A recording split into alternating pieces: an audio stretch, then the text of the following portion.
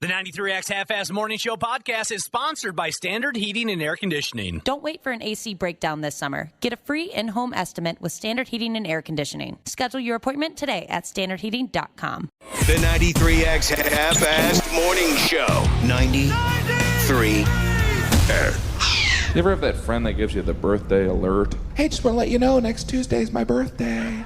Just want to let you know I'm not getting you anything.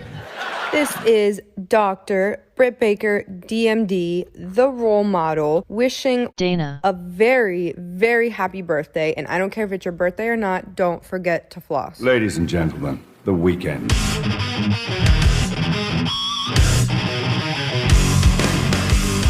Yeah, this ought to about do it. You're not going to get any more from us after today for a smooth week.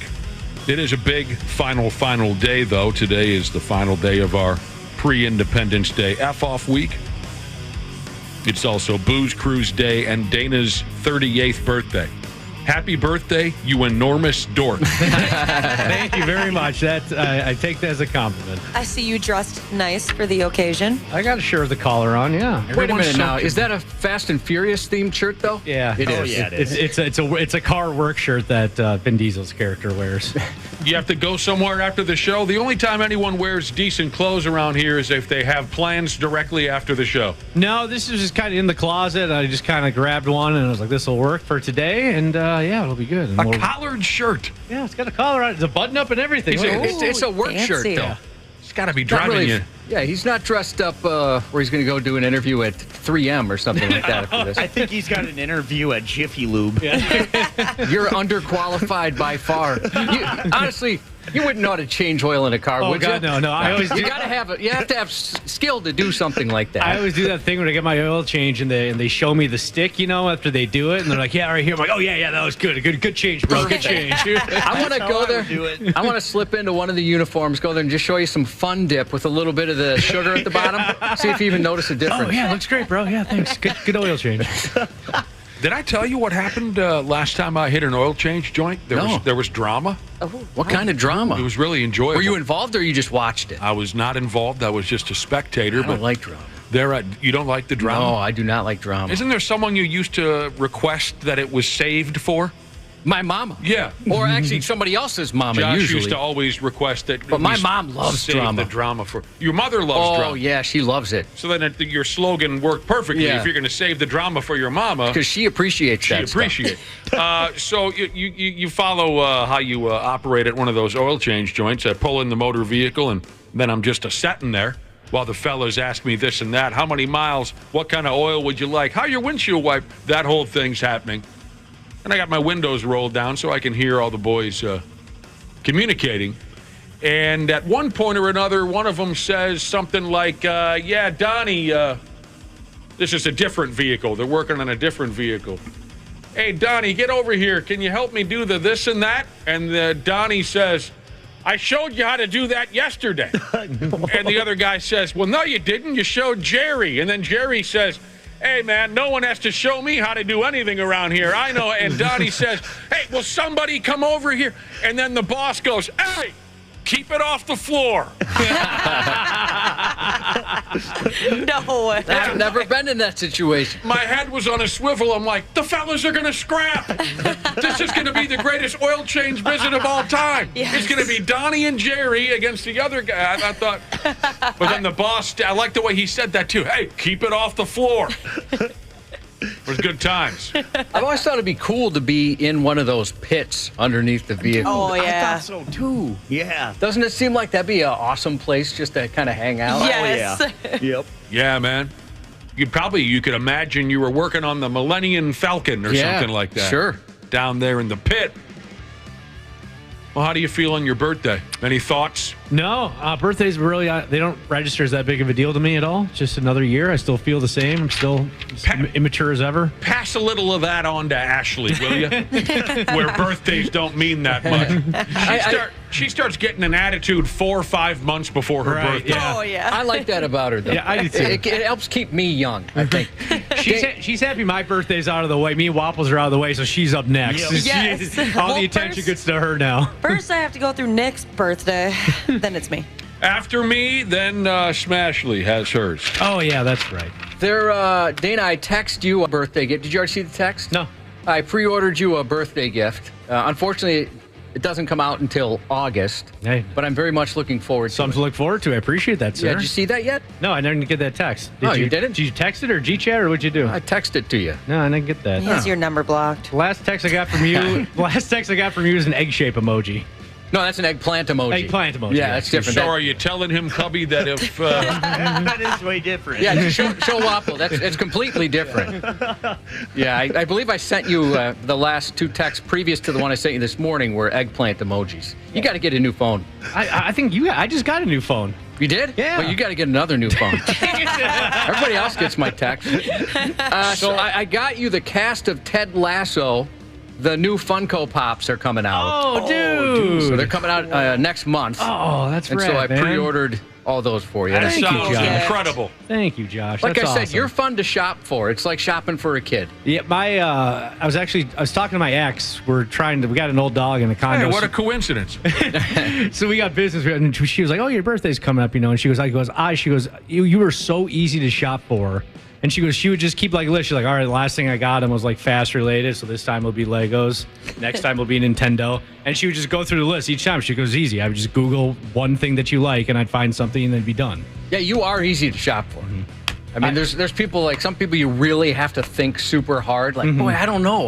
What do you get this person that they wouldn't be expecting? Right. But for you, yeah, you're just happy with whatever toy is on the picture on the box of whatever sugary cereal you're eating in the morning for breakfast. That kind of thing. Well, Josh, you're in better position than most to deal with someone who is tough to buy for because you are a very creative and thoughtful gift giver.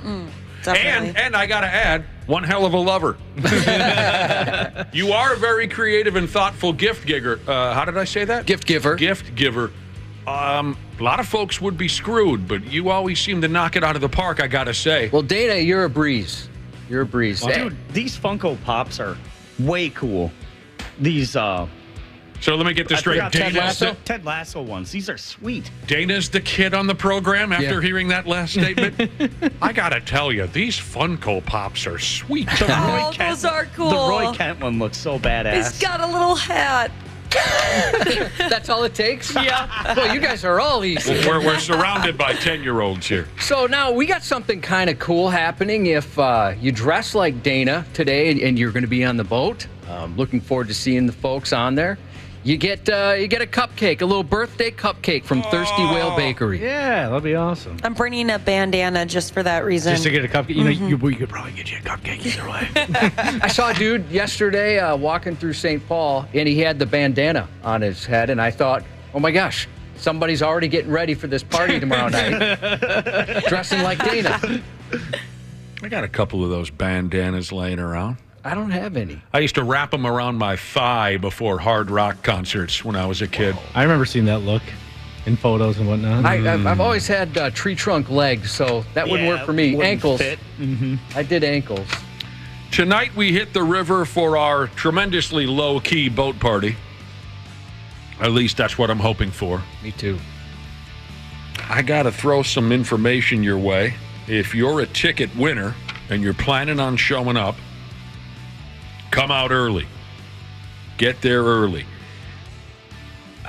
The boat waits for no one, and traffic is going to be a gangbang. Oh, yeah, it is. So leave early. Try to get there as early as possible. It says here, if you get here early, you can grab a photo with our mascot, David Lee Rock. And that gimmick is sponsored by Sella Junker. But the key is to get your ass in gear and try to head out to Stillwater as quickly as possible. You got to pay for your hooch. I don't know if we've touched on this yet because there is always a few people who think this is a wedding reception and the hooch is on the house. You got to pay for your beer and your booze. I do believe the food is free. Yes. It is. They usually throw a few. It's chips and wieners. Chips plus. So if you're not a fan, you may want to eat ahead of time. Or my wife always has some purse tuna. She'll be there. She always carries at least one packet of tuna in her purse. Oh, I'm excited to see your wife. Yeah, I'm excited she's coming on. I got some other notes here for you, I guess. If you're readying yourself for tonight's booze cruise, Let's see here. You got to pay for your booze. Food is free. Don't be a douche. I think we've covered this already. Don't try to be the wild guy and think we're going to rally around you. Josh and I, at least, are too old for that. We don't care how many shots you can do. Or how tall your beer pyramid is. We don't care. We should make a beer snake. No, we shouldn't. No. that can lead to other things, Ashley. That's true. Do you remember? Oh, Josh, do you remember these days? You're maybe old enough to remember. I'm sure you're old enough to remember these days. If you and your friends have a ritualistic song or chant that you collectively shout out before you do a shot, nobody wants to hear it. That's another note I'd like. Were you ever at the bar when that was a popular thing? Yeah, absolutely. Absolutely. I hated that. There were a couple bars in particular where it seemed like that was just what you did at that bar. I hated it. Or you get the people that have to make like a toast or something beforehand. Well, I mean, yeah, really, you've seen that? I've only seen that like at an event. Oh yeah. Oh, yeah. And then they'll try to be the funny one. They'll try to do a funny toast. I hate that. Well, yeah, all toasts are supposed to be. They're all supposed to be funny or touching. And the best are a combination of the two. What's even worse is when you get people that have to take a video of the shots. Wait, no, don't take it yet. Don't take it yet. People have to do that for everything now, it seems like, doesn't it? Hold on. Don't eat that yet. I'm going to take a picture of the salmon we ordered. I mean, don't experience what we're doing. I don't know what else. Don't forget to recycle, be kind and rewind. I don't know what else to throw at you. Don't throw straws in the river. That's a good one. Don't throw straws in the river. Yeah, because drinks and stuff. Yep. Because drinks and stuff? What does that mean? I'm going to add on to that. Don't throw anything in the river. Right. Yes. Well, yeah. Why did you specifically pick on straws? Because they're bad. They're bad for the They're awful for the water. animals. That's a thing, Nick. Oh, I don't know this. Straws are a thing. Tell me about this. Well, I can tell you we are a house of metal straws because my stepdaughter, she cares about the turtles. And the turtles. So much so that the rest of us were not allowed to have plastic straws. That's why a lot of restaurants go to the stupid paper straws. Those are garbage. Oh, those are trash. They don't work. Friggin' stupid toasts when somebody toasts at the bar and those friggin' straws. Yeah, I'm hot today. I'd rather get waterboarded with my drink than drink it through a paper straw. I don't understand. It's like a prank. Yeah. It just like disintegrates and you just got this mushy paper in your mouth. Yeah, it doesn't seem like it's really functional. They're messing with you. Yep. Okay, this is starting to ring a bell. I remember you folks bringing up paper straws. I'll tell you this much. I went to some kind of a fast food joint the other night, and I got a shake, and they gave me a big, fat, environmentally unfriendly straw. Those are the good ones. Yeah. Okay, so those are the ones you want, and then you can use them for drugs afterwards. Those big fat ones for drugs. Yes. Okay, so the turtles are a concern. Okay, I'll play along with that. I thought that was odd that you specifically mentioned straws, but you're saying this is a thing. Yeah. Mm-hmm. Yeah, the straws, that's the thing. All right. And I don't know about you guys, but I like turtles. Yeah, I just do. Yeah, do you really? Do you know anyone else who likes turtles? I know a little kid named Jonathan. He's a zombie kid, but I'm too lazy to reach the 1.5 feet to hit the button. It's F-off day. I mean, it's F-off day. Don't do it. I guess I could. Do not. If you reach for that button to play the audio of Jonathan at the zombie park saying, I like turtles, it defeats the purpose of Ultimate F-off Day. All right, well, let me ask you this. Which is today. I have wheels on my chair. What if I wheeled over? Don't do it. That's more effort. What if I asked Ashley to come in here and push me in my chair over to the button? Well, and then move your hand too. Well, no, I don't want. That'd be kind of awkward if she's touching my hand. You know? Yeah, she is the youngest of all of us. So if anyone is going to make a real effort today, it should be her. But I still say don't do it. All right. Well, yeah. I don't mind not doing things. Here's something else folks should know about tonight's Booze Cruise. You are not allowed to stand while the boat is in motion. You must be seated. Oh, that's good. That's a great. Yeah, and the other thing is, I guess it works with the equipment, or messes with the equipment on the boat. The music has to be at a reasonable level, and conversations also have to be indoor voices. Yes, absolutely. Here's the deal: when you Which get on it really sucks. I was really upset by this. You're you know? upset by I don't what? understand why would that affect? I want the music to be loud. I want everybody to be yelling, that kind of thing, you know. But they said no. That's not going to work for us tonight. When you get on the boat, find a seat, and you have to stay there. I would love that so much. There is no, you cannot be standing while the boat is in motion. So find a chair, sit down, and that's just where you're going to be. Oh, and finally, bros before hoes. Those are all the rules, I think, that we need to cover for. All right, I'm getting texts. Ashley, do you mind coming in here and wheeling me over to the computer? So I can hit the I like turtles. I gotta see this. Come on in here, Ashley. Yeah, is that okay? Yeah, absolutely. I mean, obviously, if you don't want to, because it's your off day as well. Anything for you, Josh. You can come into the pros studio for a minute and push Josh over to his chair. Yeah, Ashley's leaving the kids' table to go into the pro studio. You're going to have to get back past the bouncers and security. You're not moving. This is, I mean, I know a lot of radio is theater of the mind, but not this. Get your ass over here. Honestly, I'm not moving unless you do it. And push Uncle Cubby to his button so we can play the I Like Turtles sound effect. Here she comes. She's got her little hooded sweatshirt on. She was all wrapped up in a cocoon of blankets, too. Not that fast. Well, you pushed him into the... I like turtles. All right. Wait, now pull me back. Pull him back to where he was. This His is uncomfortable. face is pressed up against the. All right, there. thank you very much. You're good? Yeah, thank you. Nice? Okay. He's very light, isn't he? Yeah, he is. I'm glad we got to do that. You know what? I think I could get used to that. Yeah, I'm glad I was here to watch When's contract time? Ashley, I have to use the toilet. Just sat down. Really? Do I know, this would be a text, do you know what they're charging for alcohol? I do not. Normal price. Picture a bar you like to go to and right around there. You're right in that range. I'm not even going to start. I'm not even going to go anywhere with that. Might see some boobs tonight. Yeah, you know, we've mentioned this before. If you're thinking, boy, there's no boobs on this boat, just look to the shores. Yeah, that's what I mean. That's where the action is. Yeah. That's what I mean. It used to be on the boat. Yeah, it'd be easy enough to see it. Maybe you shouldn't do that. I don't know what the rules is are the anymore. name? What is the name of that island when we pass it by? Everybody pulls out their privates. I always heard. And again, not us. The people on the island pull out what? I always heard Beer Can Island. Beer Can Island. That sounds right to me. Mm-hmm. But then also, they're always waiting on us, waiting to spring their gear at us. But then I feel like also someone said there's a Beer Can Island on our St. Paul booze cruise too. So you know what, I Wapple? have no idea. I'll take you to Beer Can Island. I think it's probably just a general term for a party island and not one specific place. The only downside to that is I don't know about you guys, but when I'm on the boat, I cannot look at the water or at a shore at all, or else it's instant spins. Well, then how do you know where you're putting your straw?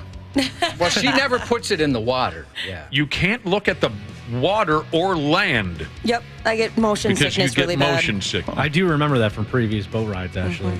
We get one of these every booze cruise. A guy wants to know if he can bring his rod and reel and cast out a line. I wish. Did we ever have that happen, Josh? Didn't we have a couple of... If we did, I didn't see it.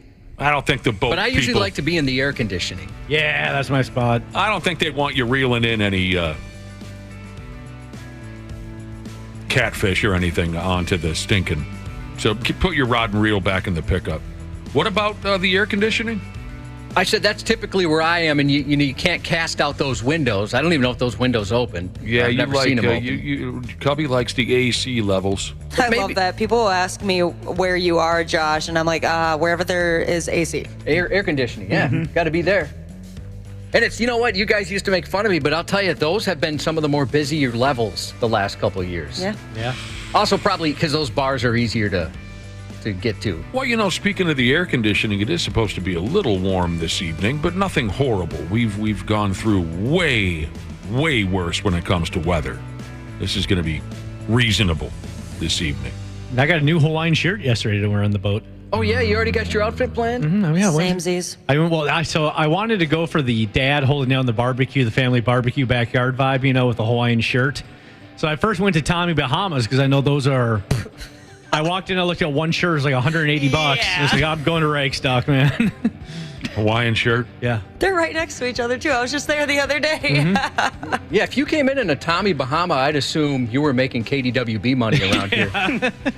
I know this is going to be funny coming from the mouth of a Weird Al Yankovic fan, but I can't stand Hawaiian shirts. Don't you? I mean, you have plenty of Buffalo Bills gear. Can't you just stick with that theme?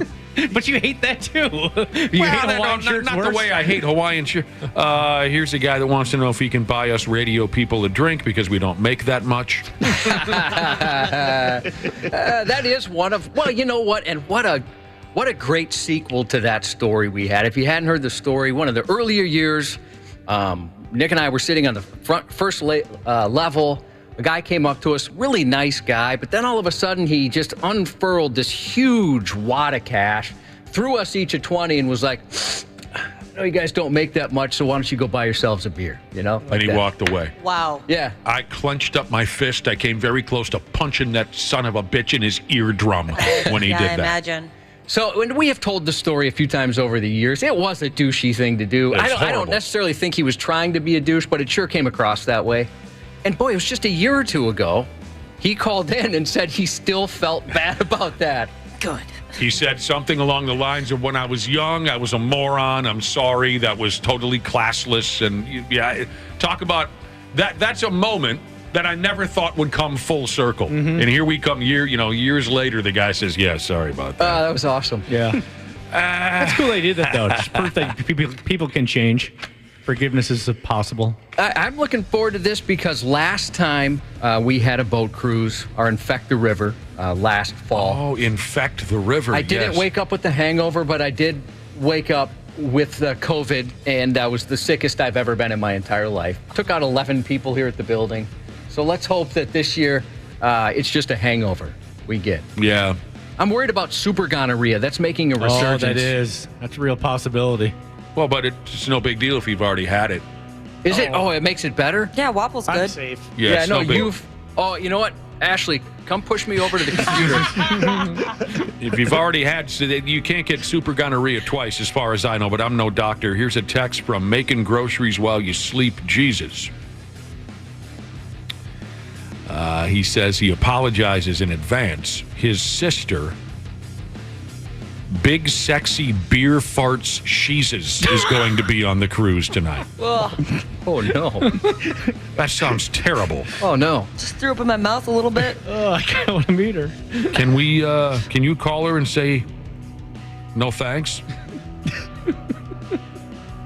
Can we rescind tickets? Yeah, I don't know. Can we? Well, of course we can. We can? Well, yeah.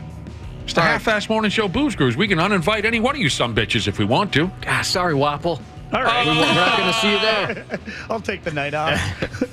Interesting question from roll-off driving bean compacting Jesus.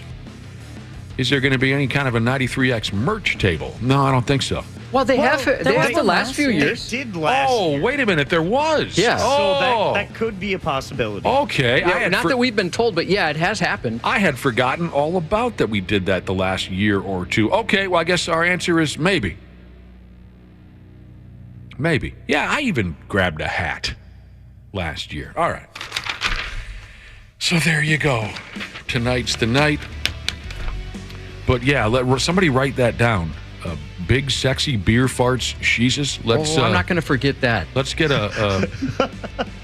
that Washington County? Let's get a Washington County sheriff at the boat entrance to knock her down when she attempts to walk through the threshold. Put her on the list. Yeah. You just made the list. Yeah, Wapple, you're gonna be the one to break the news. Oh, and by the way, one more note on Independence Day, and a lot of folks, we're not the only ones who are going to be taking time to ourselves next week. Big effing getaway weekend. That's part of why the traffic's going to be such a goat rodeo on the way to Stillwater tonight. A lot of folks leave town. They hit the cabin and this and that for Independence Day weekend. I thought this was really clever. Who came up with this here at the radio station? We don't get a lot of clever ideas around here. It's Revolutionary Weekend on 93X. Is this for real? To celebrate Independence Day, we're kicking out the British bands all the way through the 4th of July. It's hilarious. Dude, that's got to have something to do with Ryder, right? That's got to be a Ryder thing. Well, or Derek. Derek's clever like so that, it's too. either our promotions director, Ryder, because obviously she's probably the funniest person in the building, or our program director, Derek. That is terrific. Love No that. British bands all through the weekend, all through Independence Day. It says here, Ozzy could use the rest anyway. I was going to say, I don't even know how many British bands we pull. Although who's from who or who's from where. But that's just Shoot, that screws me up because for one of our intros today, I was going to play some Def Leppard, but it says Hello America. I love that song. Nobody plays that well, song. but it's not the weekend yet till we're done at 9. Okay, good point. So forget about now. I'm sitting here racking my brain. Who do we play that's I don't know. Don't expect to hear any Bush. I can't think of anybody else. Oh, yeah. Who else is from that part of the world, That John? we play in the morning? Well, yeah. that we play anywhere on the radio station. Oh, boy, I'd be not very good at that. Maybe we're more patriotic than I think, and we don't play a lot of. But none of them will be played all the way through Independence Day. F them. That is pretty great. I think that's outstanding. I was going to have an English muffin sandwich for lunch, but Don't no you dare! Don't you dare! That is outstanding. Freedom fries for this guy. Going to be a hell of an operation, and we'll be right back on the Half-Assed Morning Show. There's a douchiness to them. The 93X Half-Assed Morning Show. CJ Ham for Standard Heating and Air Conditioning. When I'm on the field, I can take anything. But at home with my family, we like everything to be comfortable. That's why I trust the pros at Standard. They've been keeping Minnesotans like me comfortable for over 90 years. Is your cooling system making strange noises or not cooling properly? Don't wait for an AC breakdown this summer. Get a free in-home estimate with Standard Heating and Air Conditioning. Schedule your appointment today at standardheating.com. Former Navy SEAL Sean Ryan shares real stories from real people from all walks of life on The Sean Ryan Show. Dr. Michael Bagnell. In the brain, we have networks that work together. Think about like a toggle switch. Well, in the default mode network, where we have a sense of relaxing, taking things in, it's also where we have a hope generated for our future. Someone goes to military service, sees extremely traumatic things. They've just seen so much damage. They may end up shutting down this default mode network. The Sean Ryan Show on YouTube or wherever you listen. Stupid news on the Half-Assed Morning Show. Yeah, the stupid news. It's effing unbelievable. Let me see what I have for you here. Well, for starters, this is an interesting parenting style right here. I think that's how I would define it. I haven't heard this one before. There's a cop or two down there in friggin' Florida. And they might be in some trouble with the department that they work for putting one of the cops' 3-year-old sons in jail on potty training related charges. So this was apparently some kind of disciplinary move on the part of one of the cops with his 3-year-old kid, and the force that he works for is pissed. Daytona Beach Shores Lieutenant Michael Schoenbrod is the name. He had to sit down and have a conversation with the Child Protective Services type people over this. And he said that his son was having difficulty with toilet training, and he did put the kid in jail on back-to-back days in October. He was crying when I put him in jail, Schoenbrod told Child Protective Services. I was getting the response I expected from him. And this effing scene was caught on the cop's body camera. Schoenbrod, he said he'd also put his other child in jail back when that kid was potty training. Oh, no, pardon me. It was a different reason. Sorry. He told this caseworker that he put his other kid in jail when the kid was 4 because it was a little boy. The little boy had hit a girl and was misbehaving at preschool. So he jailed another one of his older kid.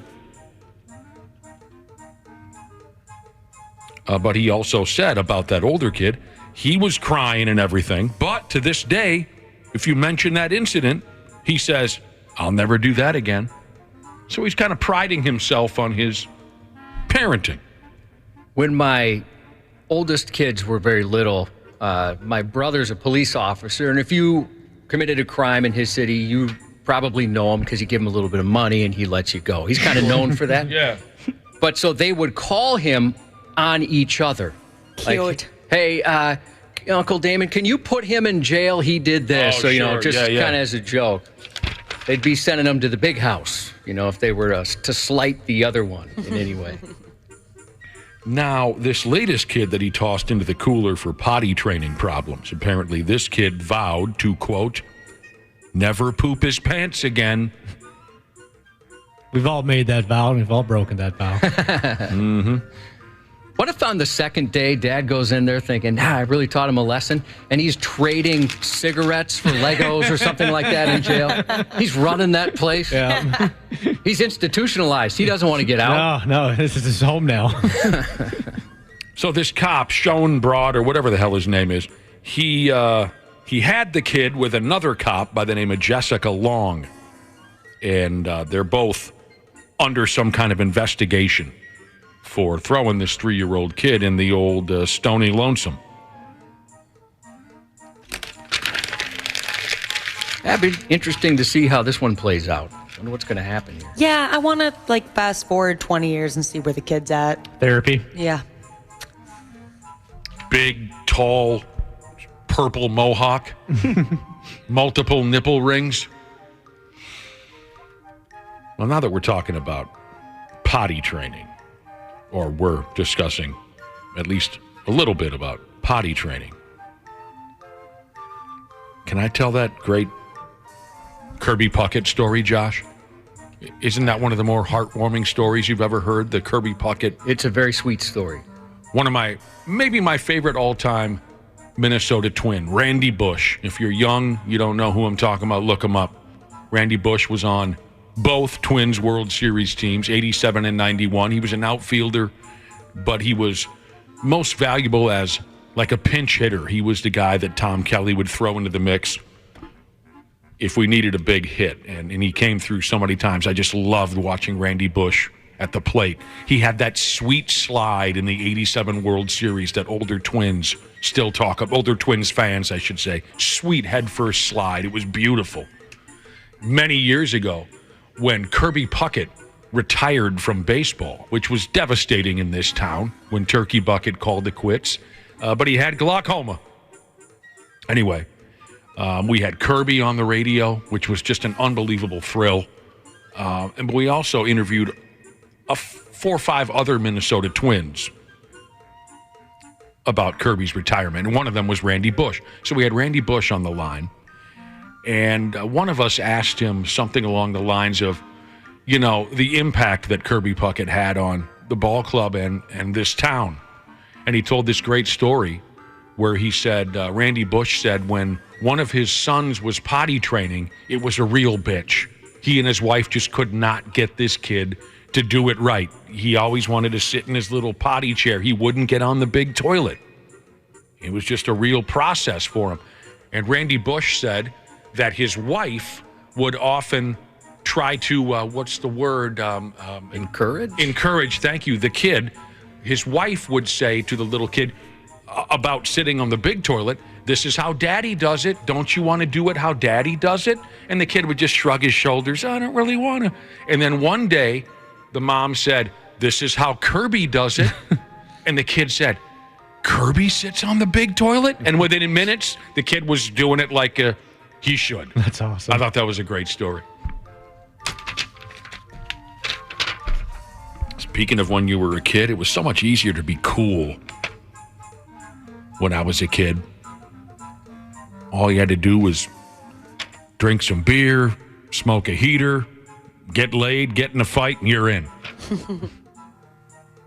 Now with that godless social media, kids have to do all these stupid things and keep up with all the stupid online trends. So here's a fresh one for you. Teenage kids are pretending to die from drinking a McDonald's Grimace shake. Oh, I want to try one of those so bad. The McDonald's Grimace? shake? Yeah, it's purple. I have no idea what it's supposed to taste like, though. Is that just food coloring? It's a berry vanilla concoction. Ooh. Okay, here's the deal. Word is here, the Grimace shake, Ashley, that you were just oohing and awing over. If you want to be in with the young people, don't call it a Grimace shake. You got to abbreviate it like Dana does. Just call it a Grim. Ooh, or a Grimmy. That's well, cuter, you got to clear that with the high school kids, Wapple. What I have here in front of me. You think I'm just making this stuff up? I have it right in front of me. The young kids are calling it a Grim. I'm going to call it a Grimmy. At your own risk. Yep. Bring it on, kids. Wapple, he would beat the crap out of you. You get jumped at the playground. Bring it on. It's a pack of teenagers just beating Wapple mercilessly. Now that's grim. Picturing that.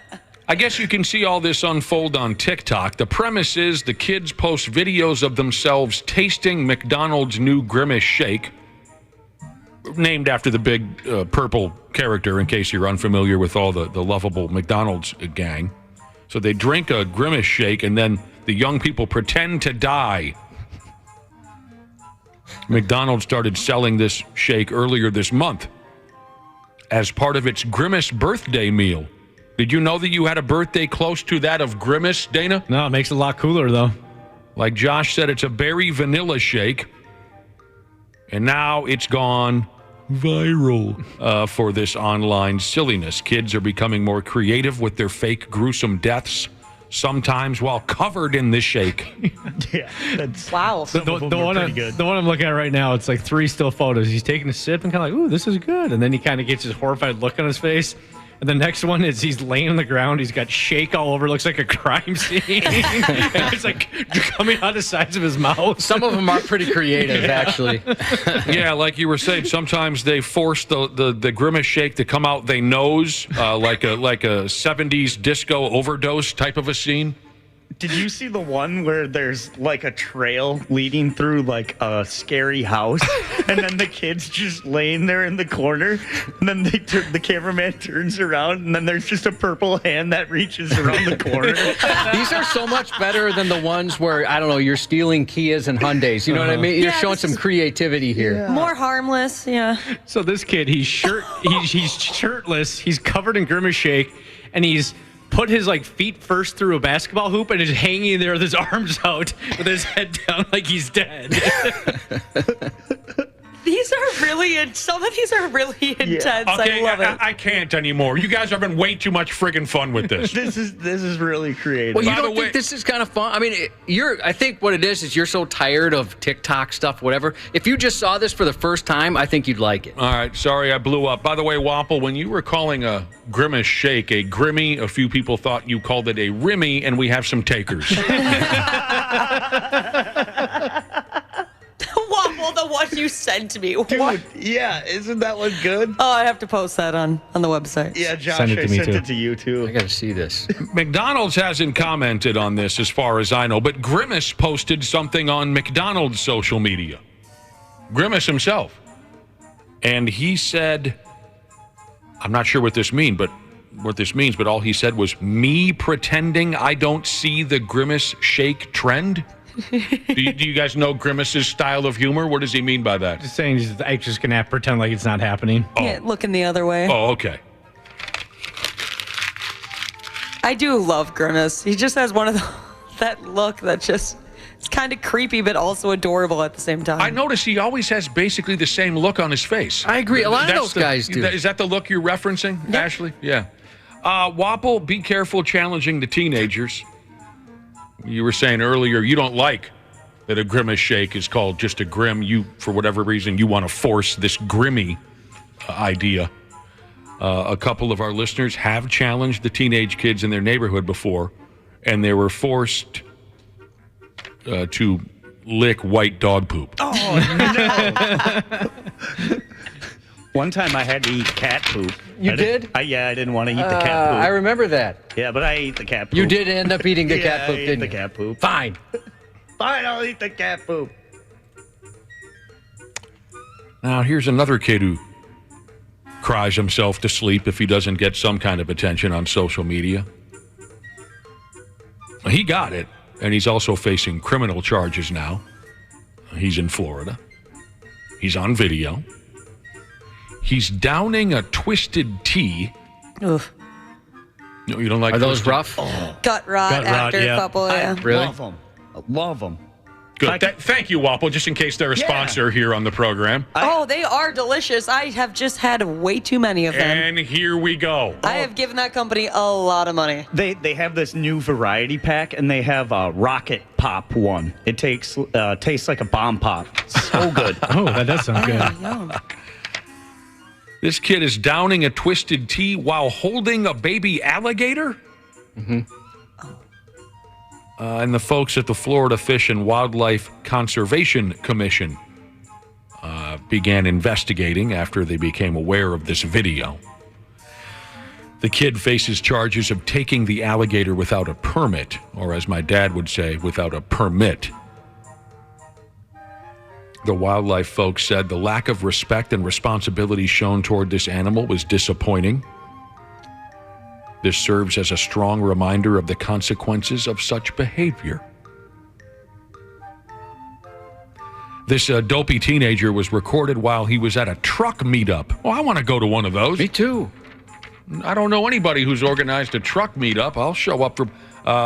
But these kids were acting like derelicts. They were force-feeding the baby gator cans of this twisted tea and just kind of tormenting the damn thing. And I don't like alligators, but come on, what's the matter with you? One of the guys was pouring the twisted tea in the alligator's mouth and then tipping the alligator and drinking the twisted tea out of the alligator's mouth himself. Oh, wow. Jesus Christ. The Wildlife Rescue and Rehabilitation president, a dude named Vernon, he told the local television news that everyone in the video who touched the baby alligator needs to be brought in front of a judge. He said there's got to be something better they could be doing with their time besides tormenting some poor little alligator. Yeah, they're just like chilling in a Hardee's parking lot, too. It's a truck meetup. My gosh. Come get your kids. People are texting in on Grimace saying that he's a giant purple butt plug. So that's what a big popular internet thing is. Yeah, I can see that via all the text here. Well, I like the. It's just funny how they go. All right, we got the guy that steals burgers. We got the mayor of the town. We got the lead clown. What about a big purple dude too? Yeah, really. I did used to like the Fry Guys quite a bit. Oh yeah, definitely. Isn't Grimace supposed to be like a nugget too? I don't know. I guess I never even thought about it. Yeah, what is he supposed to He was be? supposed to be a nugget, and then I'm like, why would you want a purple nugget? Just sounds horrible. Purple nugs. Like a cute nickname. Oh, purple nugs. I like that. Here's a wacky ass picture you might want to check out on. Is this on our website? The ramen. Yes. Yes, it's up there. That was a while ago, though. I might have to put it back up to the top. A ramen restaurant in Taiwan recently unveiled its latest menu entry called Godzilla Ramen. It's a bowl of ramen soup with a crocodile leg sticking on out of it. The big, fat, angry-looking crocodile leg. I think that would ruin my appetite. Yeah, I was trying to think. Like, I can eat around a lot of stuff, but I don't know. That'd be tough. I couldn't get past that. Maybe I could. Yeah, I could. I think Josh could. Yeah. Yeah. I'm not hungry right now. If I was hungry, I could. Yeah. I don't know if this is common knowledge, but it says here that Taiwanese ramen has been getting weirder. It all started... What is an isopod? Ooh. I'll have to look that up. Is that some kind of an animal? It's an animal, it's yeah. like a bug thing. Yeah. A bug thing. Crustacean wood lice. Okay. Ooh, lice. It includes wood lice and their relatives. Live in the sea, freshwater, land. Oh, they can live anywhere. They started, Taiwanese ramen makers started serving these isopods in their ramen. So some kind of a bug, you guys said. That's gross. Then they went with frog ramen, which featured a giant unpeeled frog. I didn't know there was such a thing as a peeled frog. Yeah. A giant unpeeled frog, and now they got the alligator arm hanging out the ramen bucket. I was kind of surprised by, they had they're opening these ramen restaurants locally. And I just knew it from when you'd buy them in college by the case, right? You know, it's 7 cents a piece. Yeah. That's what I thought ramen was. I didn't realize they had all these different varieties. Very fancy. Meaning like with extra stuff in it versus just the seasoning packet and the noodles. I've been to, I went out for that fancy ramen once, Josh, and I ended up getting it completely plain because I was like, I don't need all this fancy stuff. I just want the 400 milligrams of salt. I think that's where I'd be too.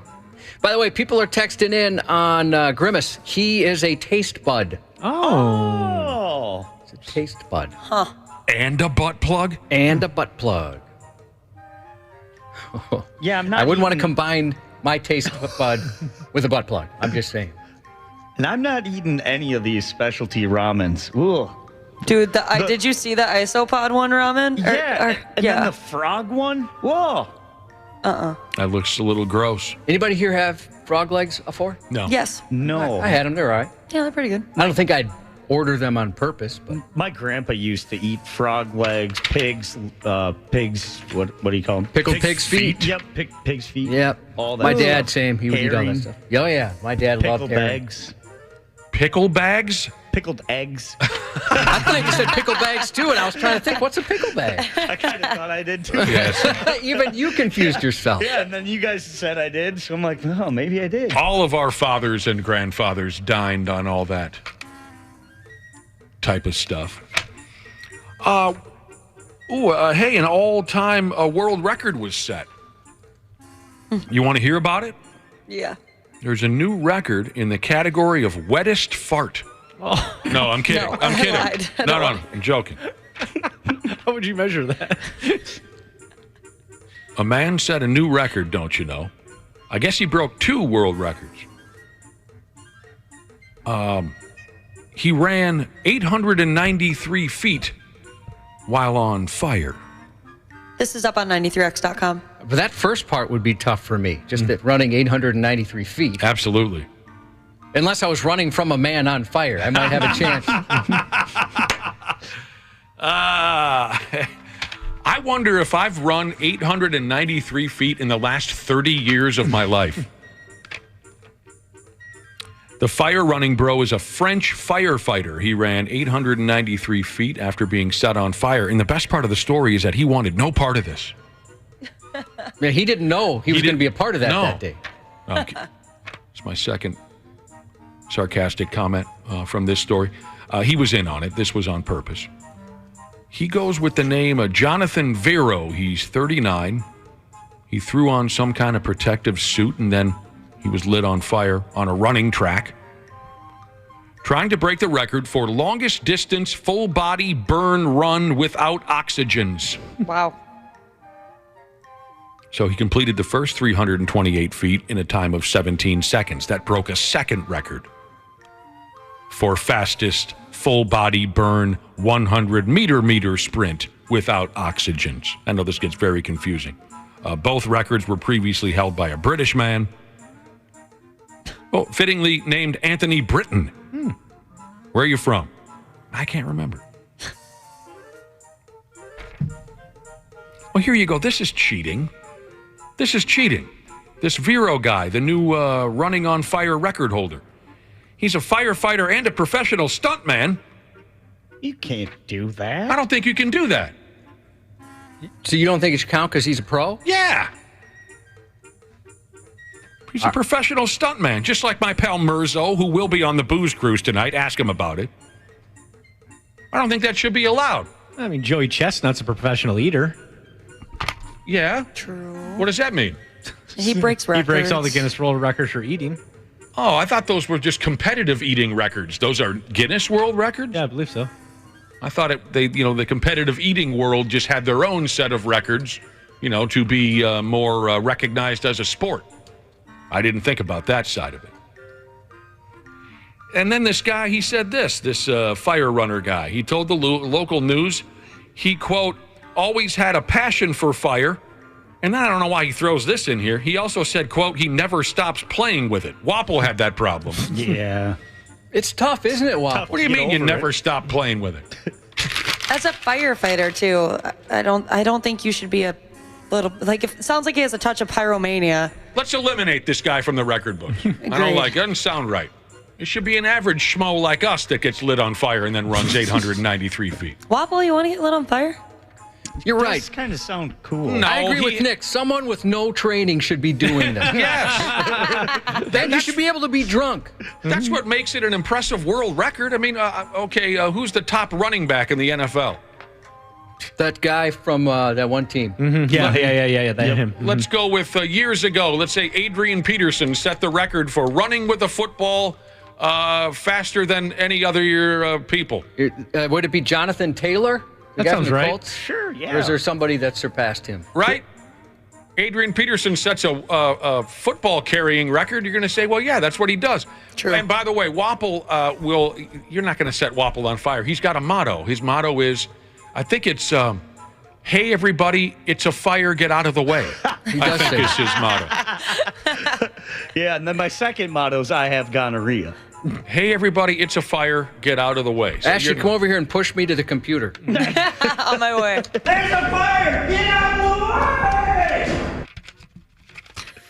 Speaking of fire, before we get out of here, I'd like to introduce everybody and all of y'all to Thermominator. Did I say that right, Josh? Yes. Terminator. Terminator, yes. Sorry, a play off of Terminator. Terminator.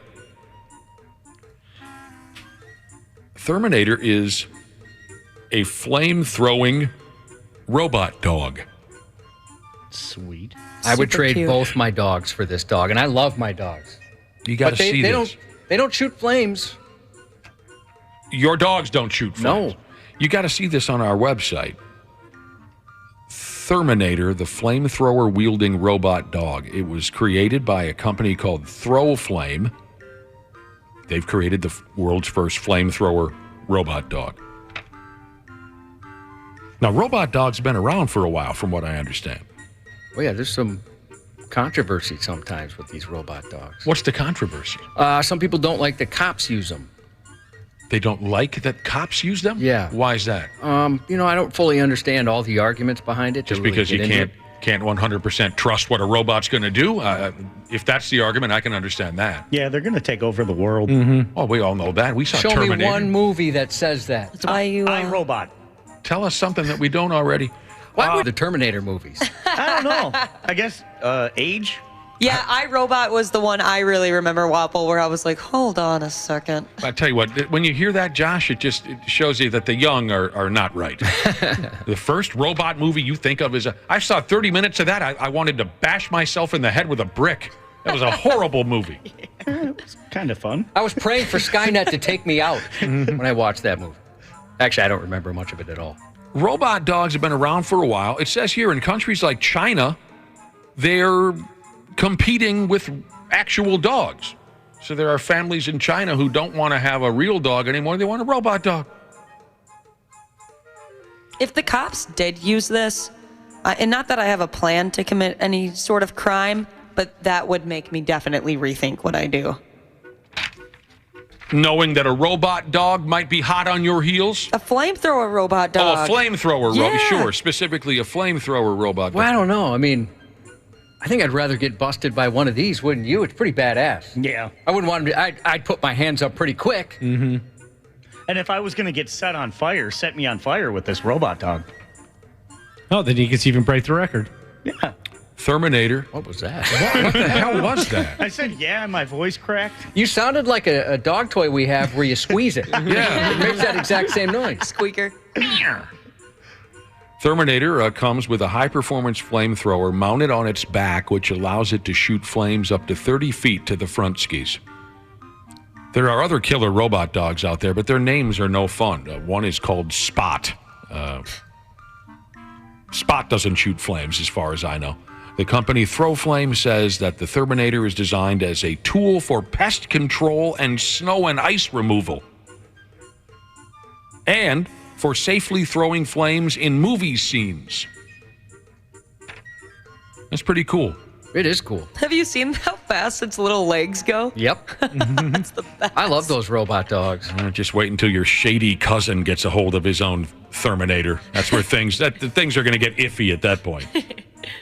I don't know what to tell you about the price. I mean, there's other robot dogs out there online that are $3,500. But I imagine Terminator is going to cost a few extra bucks if he's going to be throwing fire out its ass. So just to give you an idea, you're probably going to be quite a ways north of $3,500 once they start selling Terminators at Home Depot and such. Does a flamethrower need gas? Do you need to load a flamethrower up, or does it just? Well, yeah, you got to have a fuel, right? Yeah.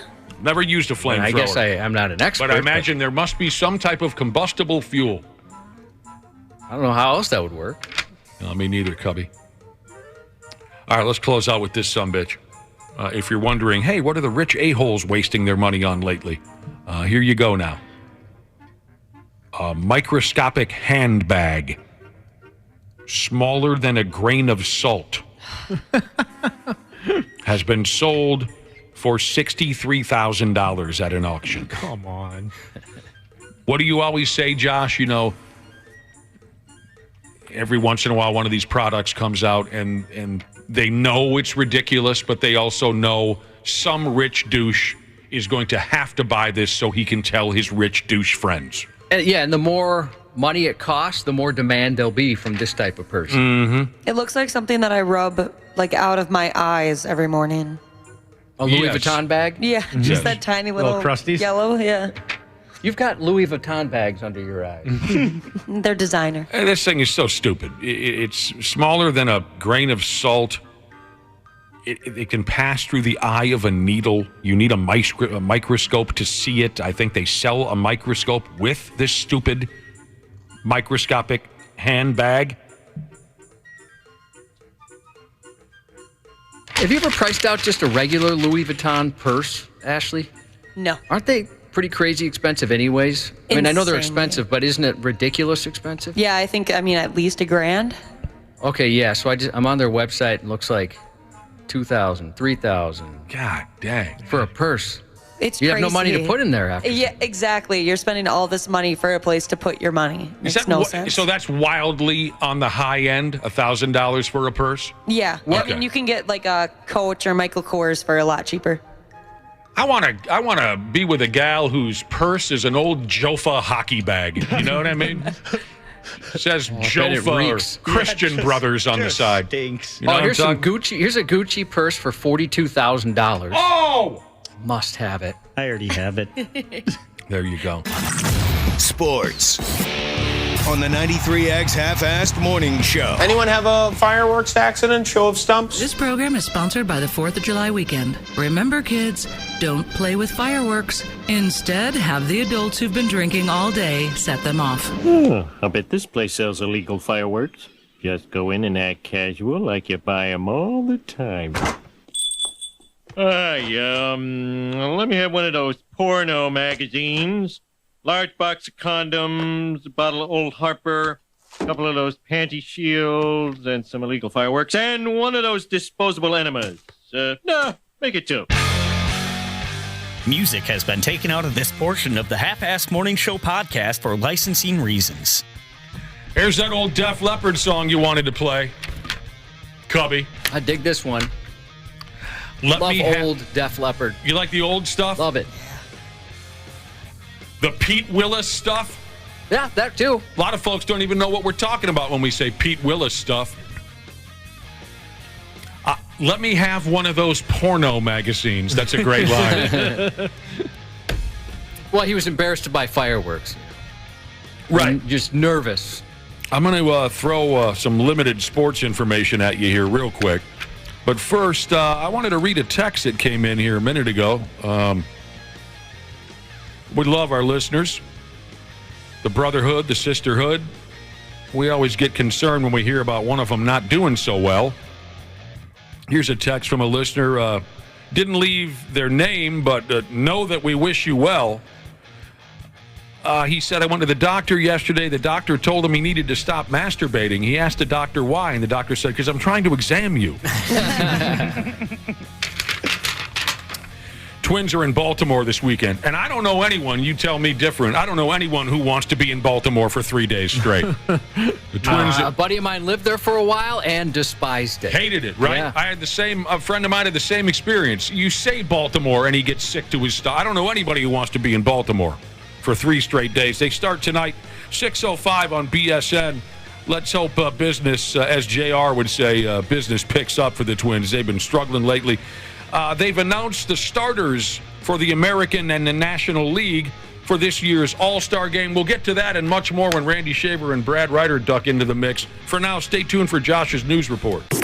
There's a douchiness to them. The 93X Half-Assed Morning Show. CJ Ham for Standard Heating and Air Conditioning. When I'm on the field, I can take anything. But at home with my family, we like everything to be comfortable. That's why I trust the pros at Standard. They've been keeping Minnesotans like me comfortable for over 90 years. Is your cooling system making strange noises or not cooling properly? Don't wait for an AC breakdown this summer. Get a free in-home estimate with Standard Heating and Air Conditioning. Schedule your appointment today at standardheating.com. Are you currently enjoying the show on the Stitcher app?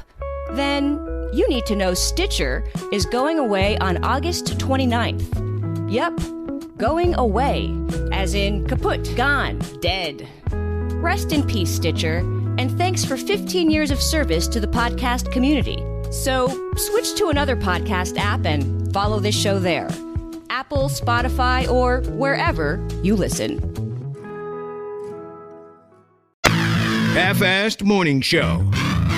93X. They just said for me to get to the hospital, and I thought, well, what's going on? They said they couldn't talk on the phone, so I had to come there in person, and I did. And that's when the officer came up, told me that one of the patients had went in his room, had discharged him, and unplugged IV. A Tennessee woman faces charges after impersonating a nurse and attempting to discharge 2 elderly patients from a hospital. Deputies arrested 28-year-old Linda Brock on Monday, according to the sheriff's office. Brock went to a hospital Sunday for a possible esophagus tear and deep vein thrombosis. Oh, no. While there, she entered 2 elderly patients' hospital rooms about 7:30 p.m. and attempted to discharge them. She went into an 85-year-old man's room and told him she was his nurse for the evening. Brock continued to tell the man she was discharging him and removed him from monitoring equipment and then removed his IV. She then went into the room of a 69-year-old woman and claimed to be her nurse. She removed the lady's monitoring equipment and attempted to remove her IV, but the family stopped her and notified staff of what happened. Police say Brock put these 2 in grave danger as they were very sick. Security staff removed her and found a badge in her purse. They also found a collection of unidentified pills and syringes, 2 syringes with blood in them, and empty prescription bottles from different doctors. This isn't the first time Brock has had run-ins with police and hospital staff. She was previously a patient at a different hospital where she drew blood from her own IV and splattered it on her head to claim she fell. Oh, my God. At that time, authorities found fentanyl, lidocaine, and syringes in her purse. Police say Brock has been flagged for doctor shopping, using 13 different doctors to obtain prescription pills. Wow, this woman has a certain obsession. Yeah. He likes to get high and then do weird stuff. By the way, Cubby, just between me and you, it kind of sounded like you said she had a vag in her purse. Did it really? Yeah, a little bit. It was fun. It was fun. I said that. You did? That what you meant to say? Yeah. Well, okay. Well, that makes sense then. Don't you remember when I got fired from the police department? They said, turn in your vag and your gun. Losing luggage at the airport is losing a leg. Well, that's just worse. And that's what happened to a woman in Thailand. The painful incident happened yesterday morning at an international airport in Bangkok, where the woman lost part of her leg after getting caught in a moving walkway. Oh, dude. The victim, a 57-year-old Thai woman, reportedly suffered the grisly injury while trying to make a 9:45 a.m. flight. Her foot became trapped in the moving walkway in Terminal 2, and horrified onlookers rushed to the emergency off switch as her leg became mangled. That's terrible. A medical team had to amputate her leg above the knee to get her out. The Associated Press reported the woman may have her leg reattached. She's been taken to 2 different hospitals for treatment. Hopefully they can make that work. Airport officials say they will pay for the woman's medical bills. In 2019, a passenger's shoe was damaged after it was caught in the same airport's moving walkway. The airport released a statement afterwards saying that faulty walkway was repaired and reopened in about an hour. Turns out maybe that repair did not stick. That video is tough to watch. That sounds very gruesome. Yeah. I would hate to have a leg off. Me too. A woman is heading to jail after she became so enraged waiting in line at a Southern California bank that she yelled, "I'm going to blow this bitch up." Oh! Yeah, good Before call. throwing a Molotov cocktail. Oh! So she backed it up. She had, how should a guy say this? Like you said, a backup to her statement. She had a plan. She had a plan. I have a feeling she went in there already mad. Unless she just carries a Molotov cocktail around, I Well, guess. I know people who carry Molotov cocktails, and they're in a fine mood. Keep them in the trunk, ready to go. Think how happy you'd be knowing I've got a Molotov cocktail. You don't have to. You don't have to be mad. Yeah, you can be in a good mood. Might even put you in a good mood. While at a Bank of America in Los Angeles, technically the suburb of Torrance, 35-year-old Tarani Millette spoke to bank managers and demanded to be helped by another teller because she believed she'd been waiting too long. Mm-hmm. When she was told that no other tellers were available, she yelled, "I'm going to blow this bitch up." The bank manager quickly called 911, but a few minutes later, before cops arrived, she threw a Molotov cocktail into the bank, causing a fire. Jeez. Another customer inside the bank extinguished the blaze as the woman left the scene. On her way out of the parking lot, she threatened another customer and threw a glass bottle at their truck, damaging the vehicle. No one was injured. This week, she was sentenced to 2 years in federal prison after pleading guilty to unlawful possession of a firearm and destructive device. I bet if you were there, it would be hard to believe that it's real life. Yeah. Employees at a Goodwill store in Maine found a grenade in their donation bin Wednesday. Goodwill employees say they do have protocols for these types of donations as they seem to happen more and more often. They immediately evacuated the store and called police. Officers brought in a bomb squad who determined this was an inert grenade, which was said to be used in military training and doesn't contain any explosives. I don't think this was purposeful or anyone trying to be harmful. In Maine, we just have a lot of old stuff, so I think someone probably accidentally donated their grandpa's old deactivated grenade for some reason. Goodwill's communication manager said the store was only evacuated for about 15 minutes, but asked customers to be cautious about what they donate. It's Maine, so we have old antique items in our homes, in our barns that we might want to donate, but just give it an extra glance before you do because it can be really scary for our employees to find a literal bomb in their donations. It's not the first time a grenade's been donated to a Goodwill. There's 2 other incidents across the country of grenade donations just this year. Employees want to remind customers Goodwill does not accept grenades. JP that works here? Yep. He used to own a pawn shop, and someone gave him a grenade once. They had to call the bomb squad out. Did he keep it afterwards? No, they wouldn't let him. Oh. Was it a live grenade? Yeah, live grenade. No yeah. way. They had to evacuate all the strip mall businesses around them. That sucks. Sometimes it's fun to see the different, gnarly-looking old items at the Goodwill. Yeah.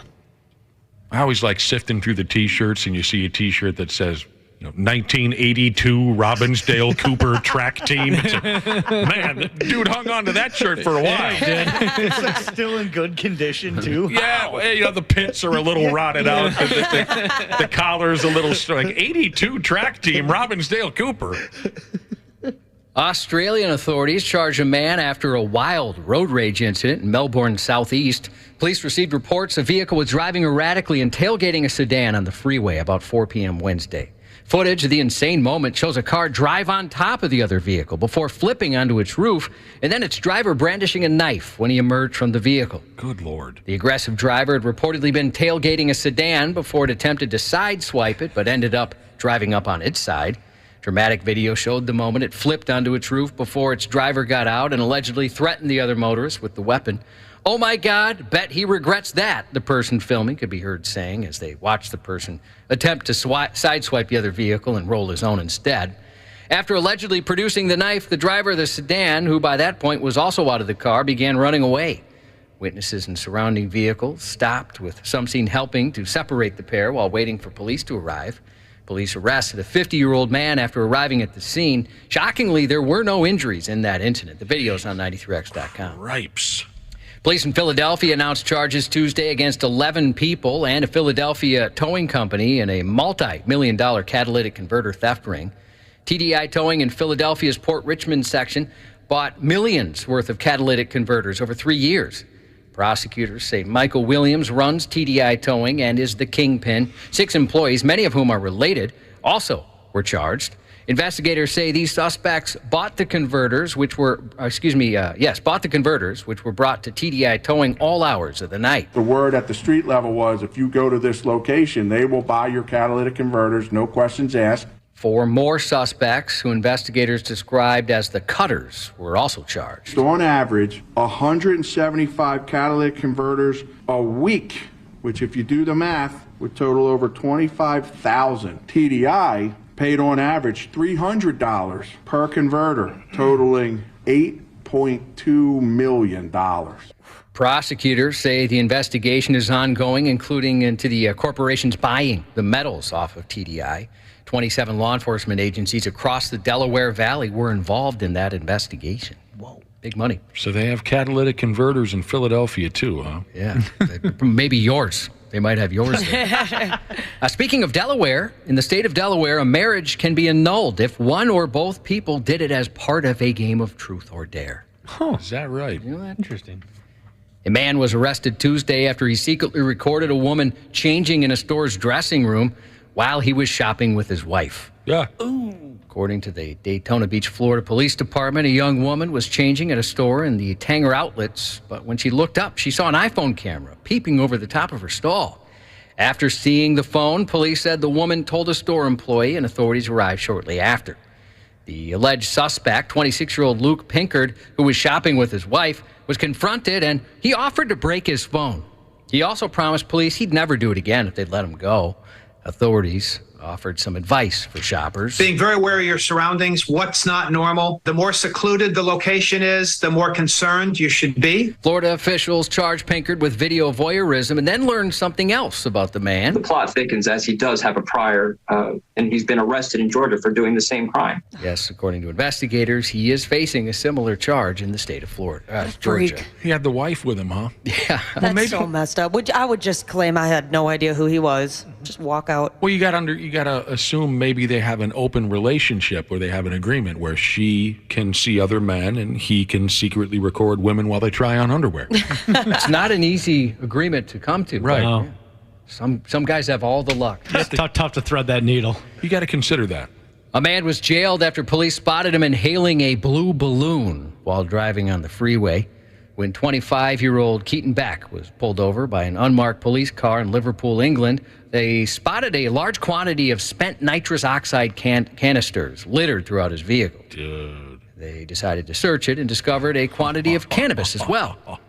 It was estimated to have a street value of up to $7,500, and Beck was arrested at the scene. Later in the day, officers visited an address and a storage unit linked to Beck. There, they found packaging for 2 kilos of cocaine, thousands in cash, drug paraphernalia, and 48,000 nitrous oxide canisters with an estimated wholesale value of approximately $77,000. But he was sucking on one of these nitrous balloons while he was driving a motor vehicle. Yeah, I have no idea how they caught him. Yeah. Didn't call any attention to himself. That would be just a big so balloon. difficult. Beck showed no regard for the law and put other road users at serious risk. Thankfully, our officers stopped him in his tracks before he caused any damage, police said. Then in Ireland, a driver was stopped for using his cell phone, where cops discovered $50,000 worth of cocaine in his car.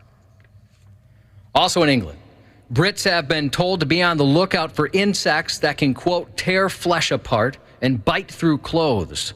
Dracula horseflies, they're called. Dang. With temperatures remaining a steadily high there, a new issue has arrived in the form of hordes of the fanged horseflies in record numbers. Bites can leave victims with skin infections, which require hospitalization, while in extreme cases, they can lead to death. The British Pest Control Association emphasized the Dracula horsefly has mandibles that can rip and tear flesh apart with ease. Isn't that something? I don't want to dangle with one of those pigs. Nope. No. It could bite right through your clothes. They're coming after you, Ashley. Quickly, take off all of your clothes. They'll bite right through your... The Mall of America is promising one of the top haunted attractions in the country for the upcoming Halloween season. The Bloomington Mega Mall's teaming up with haunted attraction company American Monsters to open a new indoor scare experience, boasting 45,000 square feet of terror, featuring elaborate set designs. The mall said the experience will be story-based and immersive, using a combination of live scare actors, legendary creatures, and terrifying evocative sets. And they'll combine that with media-based scare moments, theatrical lighting, special effects, and an original soundtrack. The attraction will also feature specialty bars and themed cocktails and food. The mall's forthcoming haunted attraction will be located on Level 2 South, running from September 15th to October 31st, with tickets going on sale next month. This sounds like a lot of fun. It does sound like a lot of fun. Very interested in that. Sounds very frightening. Local rockers Throw the Fight are back with a new album titled Strange World. The band has an album release show in St. Paul with special guests The Failsafe, Denny, and Weekend Picnic at Amsterdam Bar and Hall tonight. Doors at 5 o'clock. Originally released in September, this week the Mongolian folk metal band The Who's sophomore album, Rumble of Thunder, receives the deluxe reissue treatment. And to celebrate the 15th anniversary of Guitar Gangsters and Cadillac Blood, Volbeat reissued the album in 5 colors of vinyl. That's available now. That's a little bit about what's new in music this week, but you can find every notable new release every week on 93x.com. Now streaming the season 4 premiere of Tom Clancy's Jack Ryan. Once again starring John Krasinski as CIA analyst Jack Ryan. The 4th and final season finds Jack as the new CIA acting deputy director. When tasked with unearthing internal corruption, he uncovers a series of suspicious black ops, which could expose the vulnerability of the country. The first 2 episodes are available now. Then today on Hulu, the 2nd season premiere of The Night Manager, starring Tom Hiddleston. And on Apple TV+, the 1st season finale of The Silo. Barbie and Harley Quinn actress Margot Robbie, 33 Sunday. Oh! Lindsay Lohan, 37. Double O. Also Sunday, Wrestling Hall of Famer Bret the Hitman Hart, 66. Boring. Oh. Larry David of Curb Your Enthusiasm and co-creator of Seinfeld, 76 Sunday. And finally on Sunday, NASCAR legend Richard Petty, 86. That's wonderful. Pam Anderson, 56 tomorrow. Dan Aykroyd will be 71. Pantera frontman Phil Anselmo, 55 today. Got some good news from Tired for Life Jesus. Said his twin girls broke free from the NICU yesterday. Very glad to hear that this morning. And happy birthday to those celebrating over the next several days, including Johnny Mac the Muffin Slayer, Southwest Florida Jesus' smoking hot wife, garbage truck fixer Jesus, not a morning guy Jesus, overly optimistic Vikings fan Jesus, Boom Salon Jesus, Robert, Tanya, and RN Jesus, and our boy Dana. Happy birthday, Dana. Thank you very much. And that's 93X News. Care 11's Randy Shaver on the Half-Assed Morning Show. Celebrate the 4th of July in the emergency room of your local hospital. First, buy a bunch of fireworks. Next, have way too much to drink. Don't forget to let everyone know you know what you're doing. Stand back, I got this. And finally, light the fuse and hold the firecracker in your hand just a little too long. Guess what? I smuggled a whole bunch of fireworks back in my anus. Fireworks aren't illegal here. You could have just put them in your car and driven them up here. Oh, yeah, that's just as fun. I thought this was America. Huh? Isn't this America? I'm sorry, I thought this was America. All right. Randy Shaver and Brad Ryder. Good morning. Good morning. Which is which? Who's who? I was the first one in. All right. Now, Brad, Randy Shaver is in Tennessee, I believe. We'll find out here in a minute. What? Nope. All right, we'll find out here in a minute. I wanted to ask Brad, are you out of town already yet at you and the wife's sex cabin? Not quite yet. Leaving probably in a couple hours. You're leaving in a couple hours for the sex cabin? Yeah. There's something like that. Yeah. We're gonna. I'm not sure that. I have to laugh about that because I've got 4 teenage girls going up along with my son, so I'm not sure that is an accurate depiction about what's going to be going on. But you're wilder than I thought you were. Right. Oh man. Because you're going to go up north, you fire up the jet skis and the pontoon, you get the shirt off, and you just kick it. Yep, that's it. Good for you. For about 5 days, yeah. That's outstanding. We're happy for you, Brad Ryder. Yeah. Thank you. Okay, Randy Shaver, I thought maybe yesterday you said you were headed towards the Tennessee way. Well, where'd you end up on your ball and chain All-American road trip? Well, we're going to eventually get there. Right now, I'm sitting on the campus of Virginia Tech in Roanoke. Ah, that's right. That's right. You said you were hitting Roanoke first. Okay. Right. Virginia and then Tech. Today we're driving the Blue Ridge Parkway down to Asheville, North Carolina. Uh-huh. And then from there, we're on to Gatlinburg, Tennessee. That's what you said. Sure. And then we're to Nashville for 4th of July. Fun. Sweet. Right. You guys are good planners. Really good planners. And then we end up in Lake of the Ozarks for like 4 days before we come back. Where is Lake of the Ozarks? It's in the middle of Missouri. Missouri. Lake Ozark. Okay. Well, we got a lot of truck drivers that listen to this program, and they always got stories from the road. Have you seen anything? Any stories from the road? You've been doing a lot of driving. Not really. It's been pretty quiet, actually. You haven't seen anybody, I don't know. We hear stories of people masturbating behind the wheel. What are some of the stories that people have? Josh, you remember any of these wild trucker stories? Well, yeah, a lot of sex people stuff. People at their sex cabins, or they're on their way. They're excited to get to their sex cabin. They can't control themselves. So no drama yet behind the wheel. Everything's been safe and sound. Everything's been pretty safe and sound. Yeah, other than the smoky weather, which has kind of dampened a little bit of the driving. But other than that, no. Pretty quiet. You're going to a lot of places that people talk about but don't go to, so I think that's cool. You know what I mean? Like, a lot of people say, well, we're going to go on vacation. A lot of people go out west. A lot of people go down south. But you're hitting a lot of places where people talk about going but never go. It's the Blue Ridge Parkway is beautiful. If you've never driven this park, it's absolutely fabulous. And we drove the 70 miles from Buena Vista, Virginia to Roanoke last night. Took us about an hour and 20 minutes, but it was absolutely gorgeous. And unfortunately, again, some of the wildfire smoke has kind of dampened the view of what you normally would see, but it's just breathtaking. It's just incredible. So we're real excited. I know when you get closer to Asheville, the weather or the scenery's a lot better. So, well, that's all fun. And you do all of the driving, correct, Randy? I do. I cannot. I'm sorry. I love my wife to death, but she's a terrible driver. I just can't. I'm married to one of those too. Yeah, my girlfriend's horrible. Well, what's so bad about how your wife drives, Randy? She just drives way too slow and just gets distracted easily. And I don't know. I'm not a good backseat driver. I'm just not. Okay. What about I readily admit. Josh, what's the problem when your wife takes the wheel? Well, first, her car's disgusting. I mean, like, to the point where she went to a concert the other day and she was driving, and I thought, well, do you want to maybe take my car? Because, my God, your car is awful. It's just absolutely disgusting in there. And most of her meals are consumed in that car. Same with my son. There's garbage. I don't understand it. Full of tuna wrappers. Yeah. It's crazy. And then the second is my wife she'll be like, let's say in the far lane and go, oh, there's my exit. I'm just going to cut across 3 lanes because I need to exit right.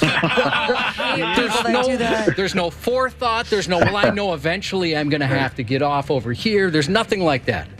I remember. Let me make a guess, Josh. Let me make a guess that you offer sometimes to take your wife's car to go fill up for gas or whatever, and then you voluntarily clean her car because you can't stand it. Absolutely. Same with my stepdad. That's what I do too. I'll tell her, bring it over. Exactly I'll clean that what I thing do for you. too. All right, tell me if you guys have experienced this one. And I think I've mentioned this before. All the women in my past, damn near every one of them was a slob. It is what it is. Their cars are messy. Their bedrooms are messy. I wish I could tell you different, but that's the experience that I've had. Well, I can tell you with my wife and stepdaughter, that's the case. Okay, for sure. And I know I have OCD. I'm on the extreme other end. You could call me a neat freak or whatever. Fine. I call them slobs. I'm not offended if you want to call me a neat freak. But anyway, where I'm going with this is with these women in my life over the years and their messy cars, whenever I've offered to clean it for them, I'm a prick. Huh. It offends them for whatever They reason. feel some sort of guilt or something. I don't know what it is. Wapple, what you got a problem with the way your landlord drives? Yeah, it's terrible. She's just constantly distracted, drives very fast, and like Josh's wife, just kind of cuts over immediately. And sometimes I think kind of get out of the way. I gotta get over here. Like, I don't think my wife is in the car when she's driving. Her mind is elsewhere. I don't know what's going on. I remember you telling me once. I remember you telling me once that what's the word? I had it and I lost it. She's too trusting of other drivers. Oh yeah, she assumes everybody's going to do what they're supposed to do. Right. I remember you telling me a funny story about, you said, you know how when you're crossing an intersection, even if you've got a green light, even if everything looks normal, you asked me, don't you still kind of look to the left or the right? And I said yes. Absolutely. And you said your wife does not. She just blinders on straight ahead. Yeah. And didn't she get in a wreck? She did. She got T-boned. Because were you in the car with her? No. But it was. Didn't you kind of bust her chops about it? Well, it sounds dickish now. At the time, I didn't mean it to sound dickish, right?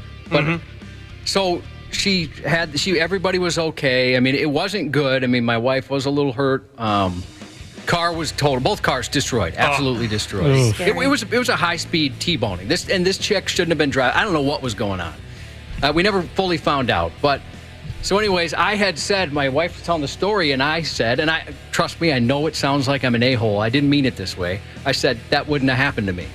And what I meant was, I was trying to say, see, you're supposed to look, you know, and there's no way I can talk that back. She still brings it up. You asked her, and I you said, admit, it sounds like an a-hole thing to say, and I no way did I mean to be like, wouldn't happen to me. Or wouldn't happen to a man or anything like that. I didn't mean that. What I meant was that, you should do this, but then I mansplain. I can't win. I tried to be helpful. You're losing again right now. I know I am. That's why I was nervous to even talk about it. I know there's nothing that's going to make me not sound like a jerk, and I was in no way trying to be one. I learned in driver's ed, it's 3 seconds. You're supposed to count to 3 after the light turns green. Well, you're definitely going to get honked at if you wait a full 3 seconds, but yeah, you should always look. But she is very trusting that, well, it's a red light, somebody's going to stop. I always assume people aren't going to do what they're supposed to do. Yeah, I hear you. It's a good way to go about it. Drive defensively. I don't trust one swinging D out there. Absolutely not. The slab thing's funny, though, because when my stepdaughter moved out, at that time, we had a lot of water damage at our house. It was really bad, and we had people working there for almost 2 straight years trying to get this all figured out.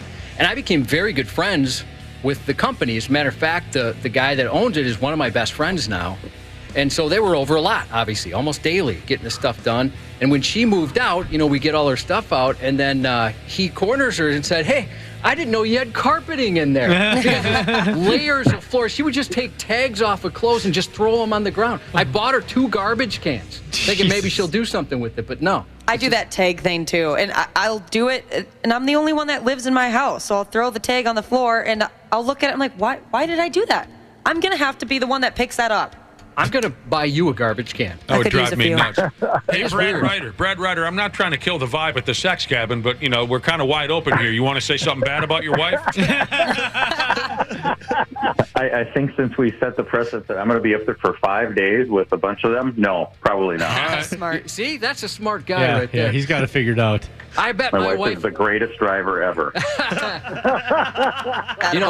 I bet my wife is just praying I get T-boned one of these days, just to shut me up from that time. She shows up at the hospital. She's just like, come on, get out of your coma. I can't wait to rub this in.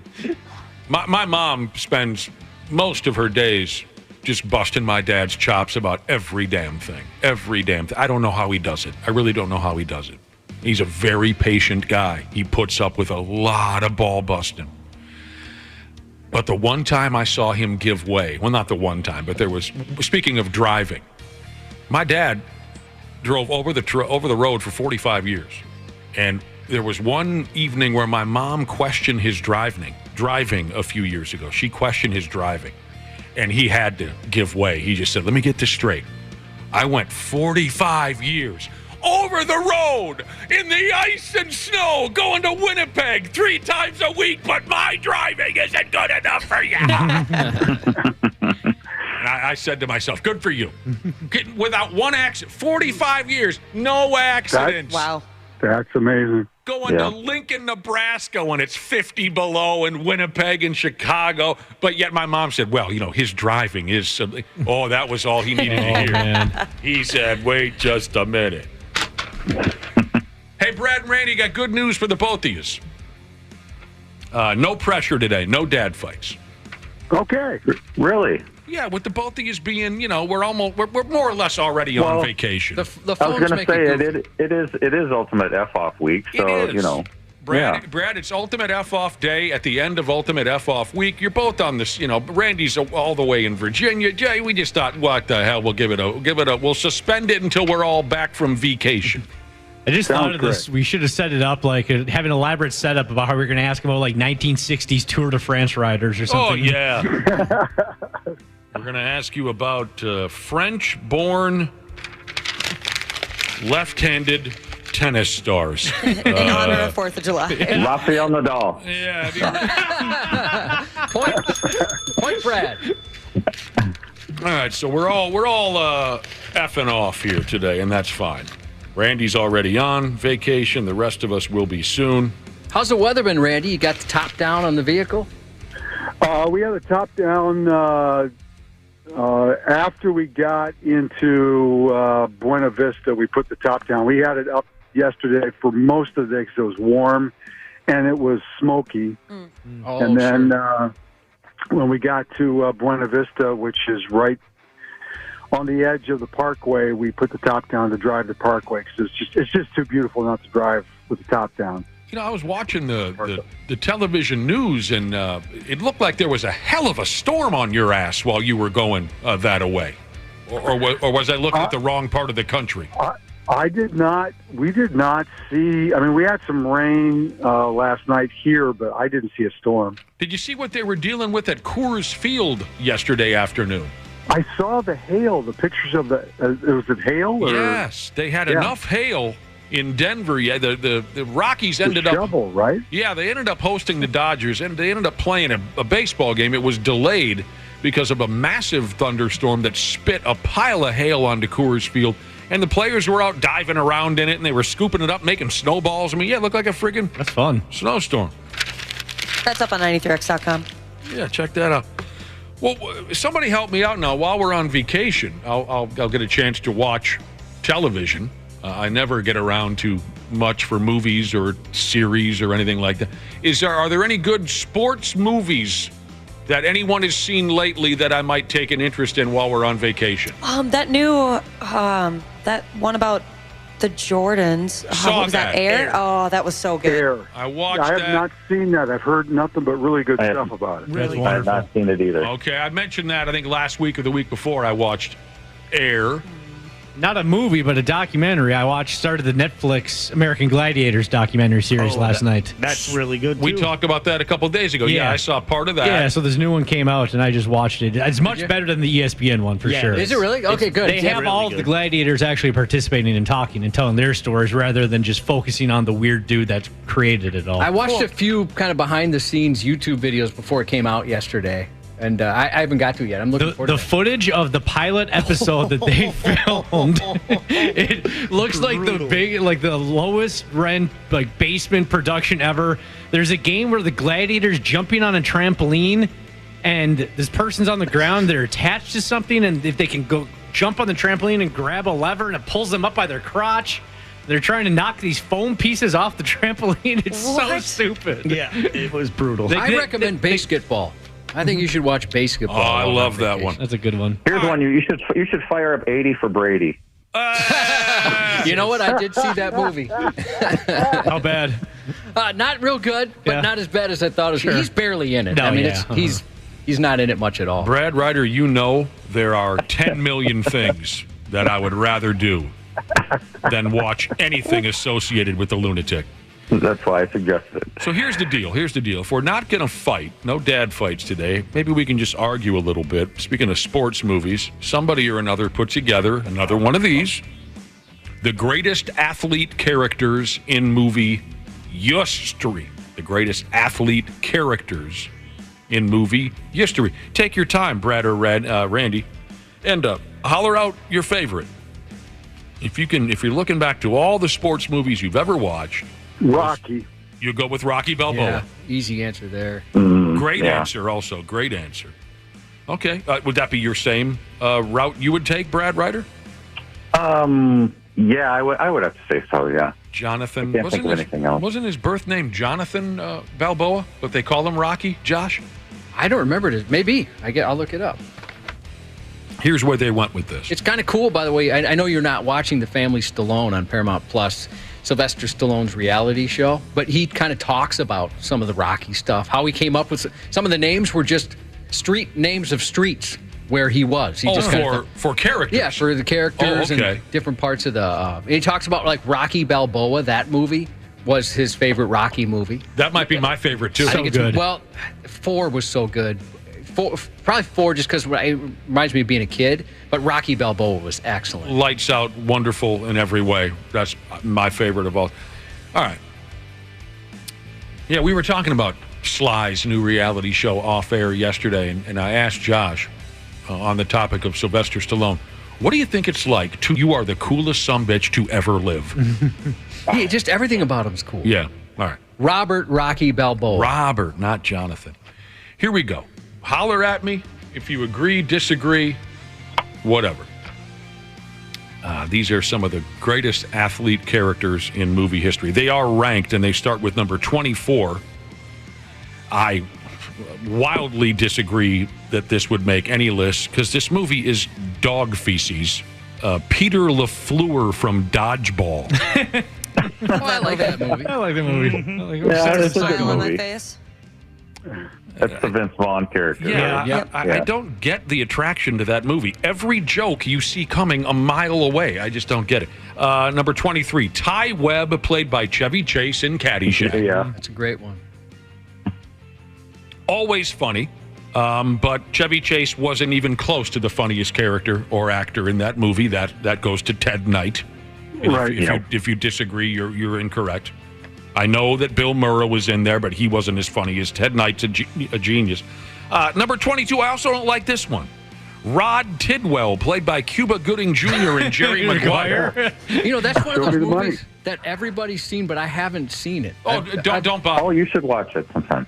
I mean, I know the quotes and everything. Yeah. Show me the money and stuff like that. I thought it was cheesy. Don't bother, in my opinion. And here's the thing with me. I didn't buy Cuba Gooding Jr. as a top NFL wide receiver. He was so little. Yeah. He did that cool breakdance move in the end zone, though, after he got up from his injury. I never thought the guy was a great actor. Number 21, we'll get some repeat movies here. Adonis Creed, played by Michael B. Jordan in Creed 1, 2, 3, 4. He's very good. Number 20 is Clubber Lang, played by Mr. T in Rocky 3. Yeah. He was a bad man.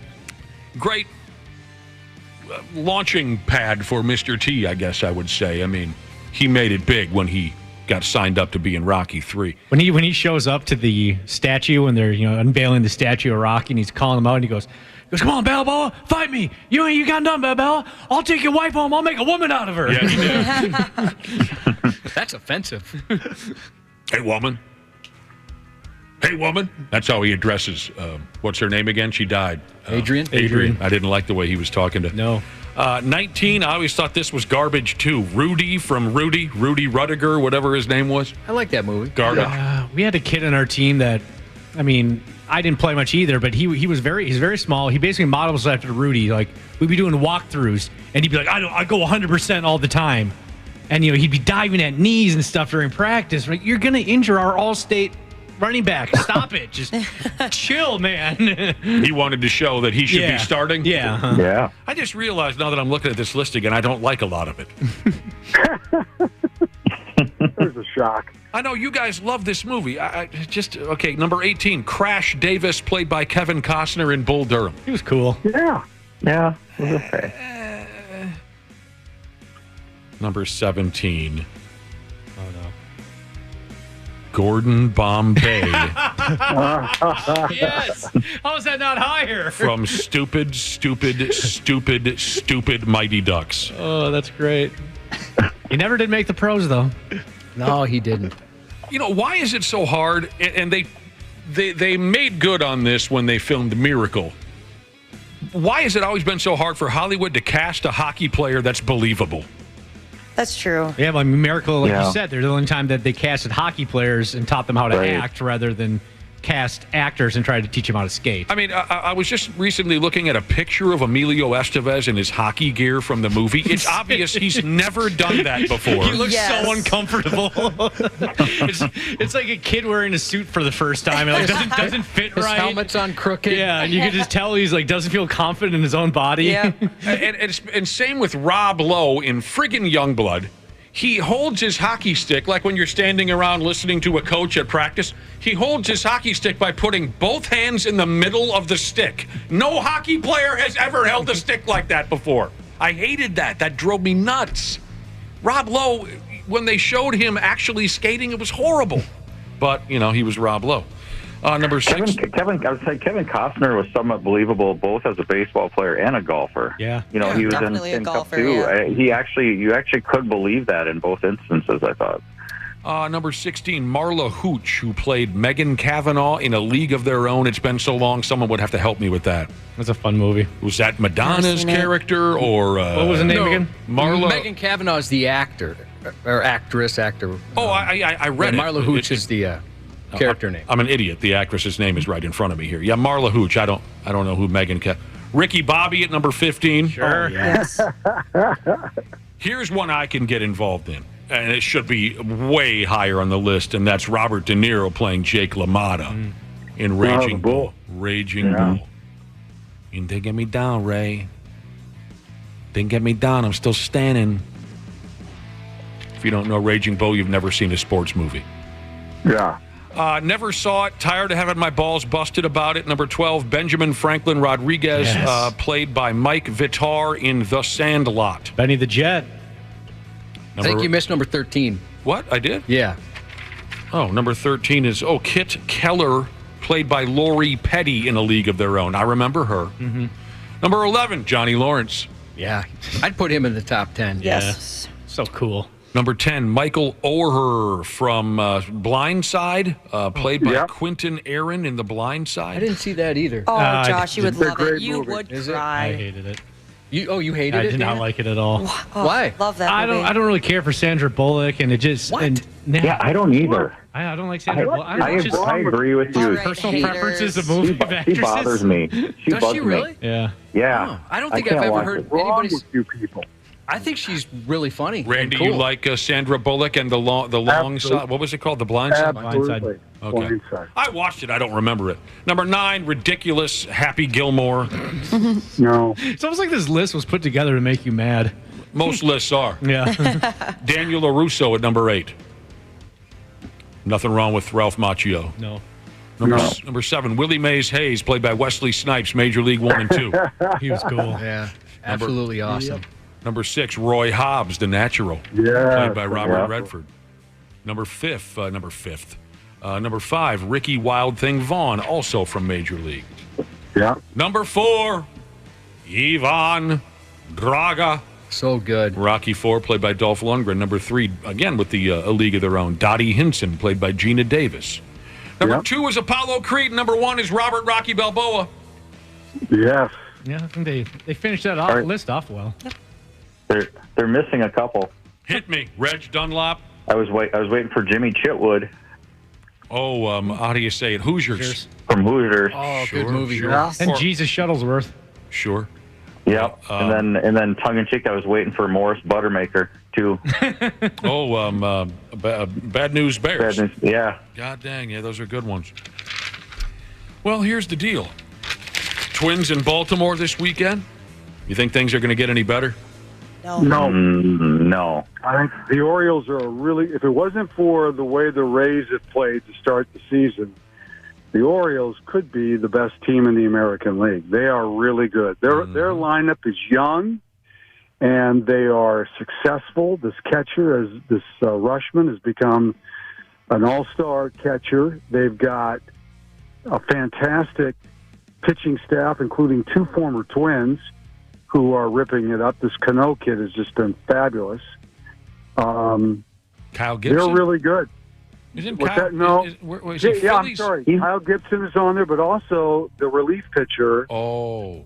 The left-hander, and I'm sorry I don't have it in front of me. They have actually, I think there's 3 former Twins, right? Okay. Gibson's on that staff too. I can't think of the pitcher's name either. Gibson's actually is having a borderline all-star year. He's won 8 games. Doesn't strike out a lot of guys, but he's been very efficient, and he's the leader of that rotation, which is young and very talented. So, well, you can win some games when your offense scores some runs for you. Yeah. No kidding. It's just in. Yep. Twins and Orioles, game 1 of 3 tonight, 6 o'clock on Bally Sports. It's going to be interesting to see if Rocco's spiel on Wednesday night will have any effect whatsoever on this team this weekend. Yeah. He got a little pissy with the boys. Yep. All right. I'm looking at this. The White Sox are 11 games under 500. Okay, and we've been poking fun at them most of the year. They're 4.5 games out of first. Yeah. That's how it's going to be until the bitter end, Brad Ryder. The Twins are in first place, but only because they have one more win than Cleveland. They have the same winning percentage, and they're tied for first. God dang it. I hate this. Whenever we talk about sports movies, there's always got to be some amount of douchebags who bring up Mystery Alaska. Please don't do this to me again. What is that? Oh, it's a great movie. Don't even ask.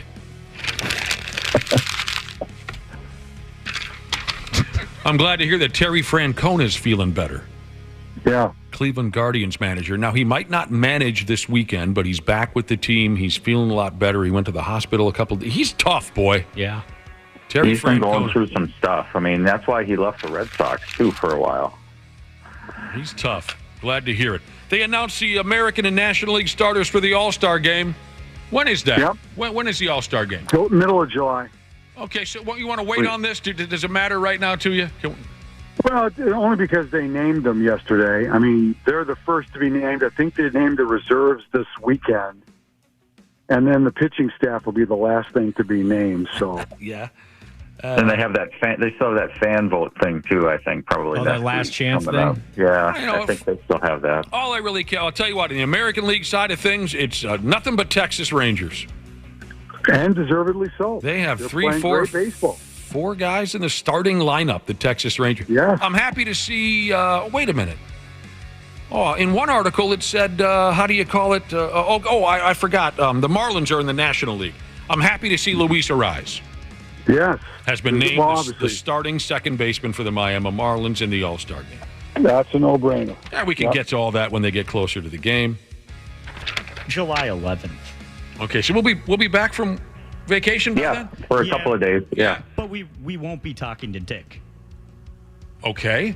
What? Because we talked to Dick on Tuesdays. He has a week off for the All-Star break. Yeah, he's going to be All-Star week. Dick Bramer's. He'll be up at his sex cabin then. I don't like. That's like picturing my dad. It's weird. What's happening now? She's picturing her dad. Weird. Hearing that Dick Bramer has a sex cabin makes you think of your dad? Yeah, it's like picturing my dad having it because they're like around the same age. I hear you. Further baseball news here for you. Barry Bonds is now a blue belt in Brazilian Jiu-Jitsu. That's sweet. I won't tangle with him. So, he holds the major league records for most home runs all time, most in a single season, and on top of that, he could now also crane kick your stupid face off if he wanted to. Barry Bonds is the blue belt is the second stage of development in Brazilian Jiu-Jitsu. Did you know that, Josh? No, I did not. Then it goes purple, brown, and then black. Barry Bonds. Was this the Great Lakes Summer Collegiate Baseball League? Anyone ever watched any of their matchups? Nope. No. I think it's a college league. Yeah, I think that's what it is, Brad Ryder. You're right. Oh. You got to see, is this video up on our website? You got to see the video that this kid made in the Great Lakes Summer Collegiate League. Is this the catch where he went over the fence and fell onto the bench behind the fence? Yes. Yes, this is up on 93x.com. It is up on our website. Thank you. The kid goes ass over apple cart, full speed into the fence. And we're not talking about a padded type situation. We're talking about a good old-fashioned fence as far as I remember when I watched the video. Yep. And so he goes flipping right over the damn thing. He makes the catch, and he must have been thinking at that point, Josh, when his pelvis slammed into a fence full speed, he must have been thinking, well, that's the end of the worst of this. Yeah, nothing bad can happen. Yeah, that's got to be the worst of it. Then he lands on his back on an aluminum bench, and he still gets up like nothing's wrong. Yeah, that was awesome. He kind of ends up sitting on it almost. Yeah. Oh, I bet the adrenaline was just pumping. Remember when you were young and you could do things like that to yourself and get up and... Check that out if you haven't seen that grab. A kid by the name of Porter, Jack Porter, who plays for the Lima Tacos. The Locos, sorry. The Lima.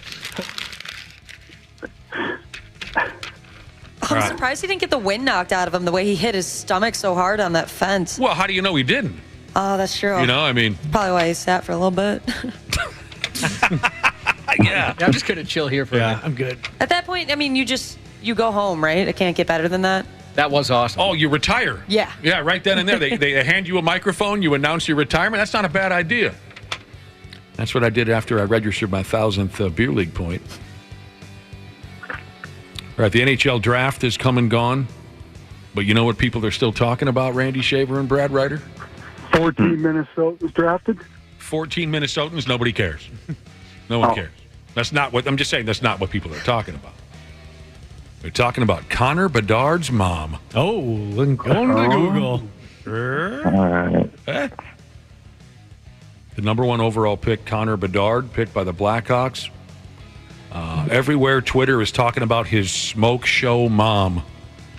Have you checked her out yet, anybody? Yeah, she's I have not. It's pretty I'm funny. not, no. This has become international. I mean, a lot of international news sites are writing about his mom. That's on the 93x.com too.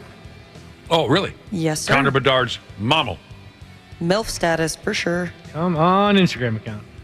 You guys have any? Brad and Randy, you got some internet in front of you? Are you gonna? I'm gonna fire it up here. All right. Her name is Melanie, and she was in attendance when her son was picked number 1 overall, and now everyone's lost their damn minds. It's kind of like the MILF man. Yeah, I was gonna say Zach Wilson's mom's prettier, I think. There was a stretch of time when the MILF man, Zach Wilson, got drafted into the National Football League. There was a period of time where all anybody talked about was his mother. And you remember he got tired of it because in interviews people were bringing it up. Oh, and the other side note was that one of his buddies was dating his mom. Wasn't that the case? That was a rumor. Yeah, I don't know if that was true or not. Okay, that was just a rumor? Yeah, well, I don't know if it was just a rumor, but that was the rumor. Well, the MILF man's mother is old news now. Now it's all this Bedard kid. I'm seeing it. I understand it, but I guess I don't see why it's so. It shouldn't be to the level it is. You're not completely. You didn't fall instantly in love. No. Well, but you know what? You're not that much to look at either, Brad Ryder. I understand that. That's the text that Nick got from your wife. Yeah. From Brad's wife. Tell him he's no prize either. I'm with Brad. You're not as thrilled by this as the rest of us, Randy. Nope. Okay. I'm with Brad.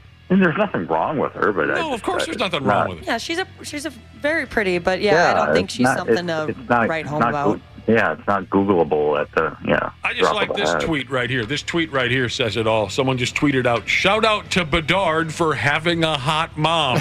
Yeah, nice work, pal.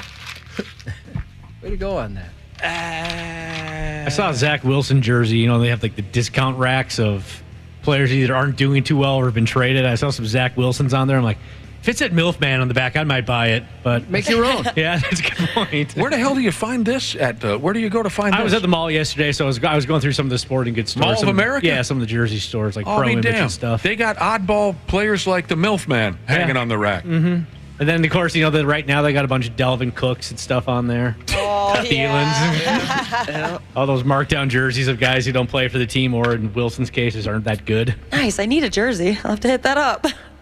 Once in a while, it's kind of fun to see that obscure player jersey displayed, Yeah, in high school, I found, it was after he had retired, I think he was out of the league, but I found a Arizona Cardinals Jake Plummer jersey. Oh, I thought you were going to say a different player because I was kind of headed in the same direction. Jake Plummer, huh? Yeah. I bought one of his Abdollies. Yeah, years ago when we used to get together and play football, maybe you had to have been a football dork in the 90s. Two of my buddies showed up wearing jerseys. One of them had Arizona Cardinals Garrison Hurst.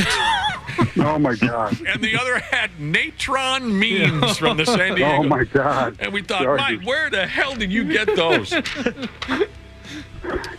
Well, how about a little bit of basketball here for the fellas? I always liked watching Taurean Prince play basketball for the Timberwolves, but it sounds like they're not going to bring him in. They're not going to bring him back, huh? They may bring him back. Oh, I thought he was a free agent and he was a goner. I read that they might consider bringing him back at a lower cost. Yeah, they may bring him back. Well, then I'm sorry I lost my cool. Yeah. Great. I love the way the guy operates. I like Taurean. They just didn't want to pick up the option they had at what the price tag was. So see, I don't understand all that complicated businessy side of it. Now and again, I appreciate the heads up. Oh, speaking of sports movies, LeBron James got on social media and criticized Teen Wolf. All right. Well, he did bring up one point that everybody always does bring up. Is that something people always bring up? Yeah. What was it? Go ahead. Why the dude just stands underneath the hoop while Michael J. Fox shoot free throws. Why the opposite player was allowed to stand under the basket and just mean mug Michael J. Fox. And intimidate Teen Wolf as he's winning free throws in the state championship game. I didn't know that was an ongoing argument. Yeah, people always point that out when they reference Teen Wolf. On social media? Yeah. Do they ever talk about the penis? Yeah, and the penis dude. Yeah, that's the biggest one. Do they ever question how a werewolf is allowed to play basketball with superior skills? It happened at my school. Thought that was pretty common. Randy Shaver, you're on social media. Have you ever commented on the penis? I have not. No, sir. All right. It's still there. I mean, it's you should ask the man who's going to a sex cabin. Sex cabin. Not anymore after what you said about your wife earlier, Brad. If you watched high school basketball in the 70s, there were a lot of Teen Wolf players out on the court at that point. A lot of body hair, facial hair. Is that what you're saying? Yeah. Yeah, I suppose. J.J. Watt is officially going to do football analysis for CBS Sports. I mean, I won't seek him out, but I don't mind the guy when I hear him talking. Something about him just pisses me off. I think I know what you're saying, but I bet if you were exposed more to him, you wouldn't feel that way. I mean, you guys watched Hard Knocks. Didn't he come across as like a really nice, funny guy? Mm-hmm. He does an awful lot of charity work. Yeah, he seems like a really good person. Yeah. It's kind of like, maybe there's something I don't know, but I mean, he's a scrawny guy. Come on. That's why. That's not why. That's not why. Although I do dislike most people from Wisconsin, you are correct about that. That's not it. I don't know what it is. It all seems so fake to me. It's kind of like David Ortiz. I'm still not buying it. I don't know. Maybe you're right. To me, he comes across as just a funny, nice guy, and seems to really care about others. Well, I'll look into it further, Josh. You don't have to. And I don't dislike anybody from Wisconsin. It's just people from Hudson. Specifically Hudson. Understandable. At least we won't be near there tonight. Are we going through Hudson tonight? Well, we'll be on the other side of the river. I might hit Hudson. Oh, Jesus. Today's the big booze cruise. Yeah. Everybody all lined up. I take it Brad's not going because he's going. No, I'm going to the cabin. Yeah. I forgot where we were going tonight. Stillwater is just a stone's throw from. Well, they don't have. You got a full boat tonight? Oh yeah. And I'm not. You have one of these things in the fall too, don't you? We do. Yes. Yep. Yes. Okay. That's on the Mississippi. The Mississippi. Oh, what? You're gonna come to that one, Brad? Well, give me the date. Maybe I will. If it's not on 4th of July weekend, maybe. I believe it's September 15th. Okay. Yep. All right. And you know, people from Hudson, they don't have the balls to challenge Wapple for what he said about their town. Do you think that, Josh? They're not going to go after Wapple for what he said on the radio. They're too polite. I don't think they do that. Very polite crowd. Waffle's gonna get jumped one day because of something like that. I'm gonna love it. You are? No, Waffle's not. I'm gonna hate that. I've mentioned this before. The most offensive things that have ever been said on this program were somehow said by Wapple when he never even opened his mouth. Funny how that works. Yeah, tonight's our big cruise. Sorry that both of you aren't going to make it. I don't think they're sorry. This is when you guys say, "Yeah, we're sorry too." I was waiting for Randy to say it first. I did my penance last year.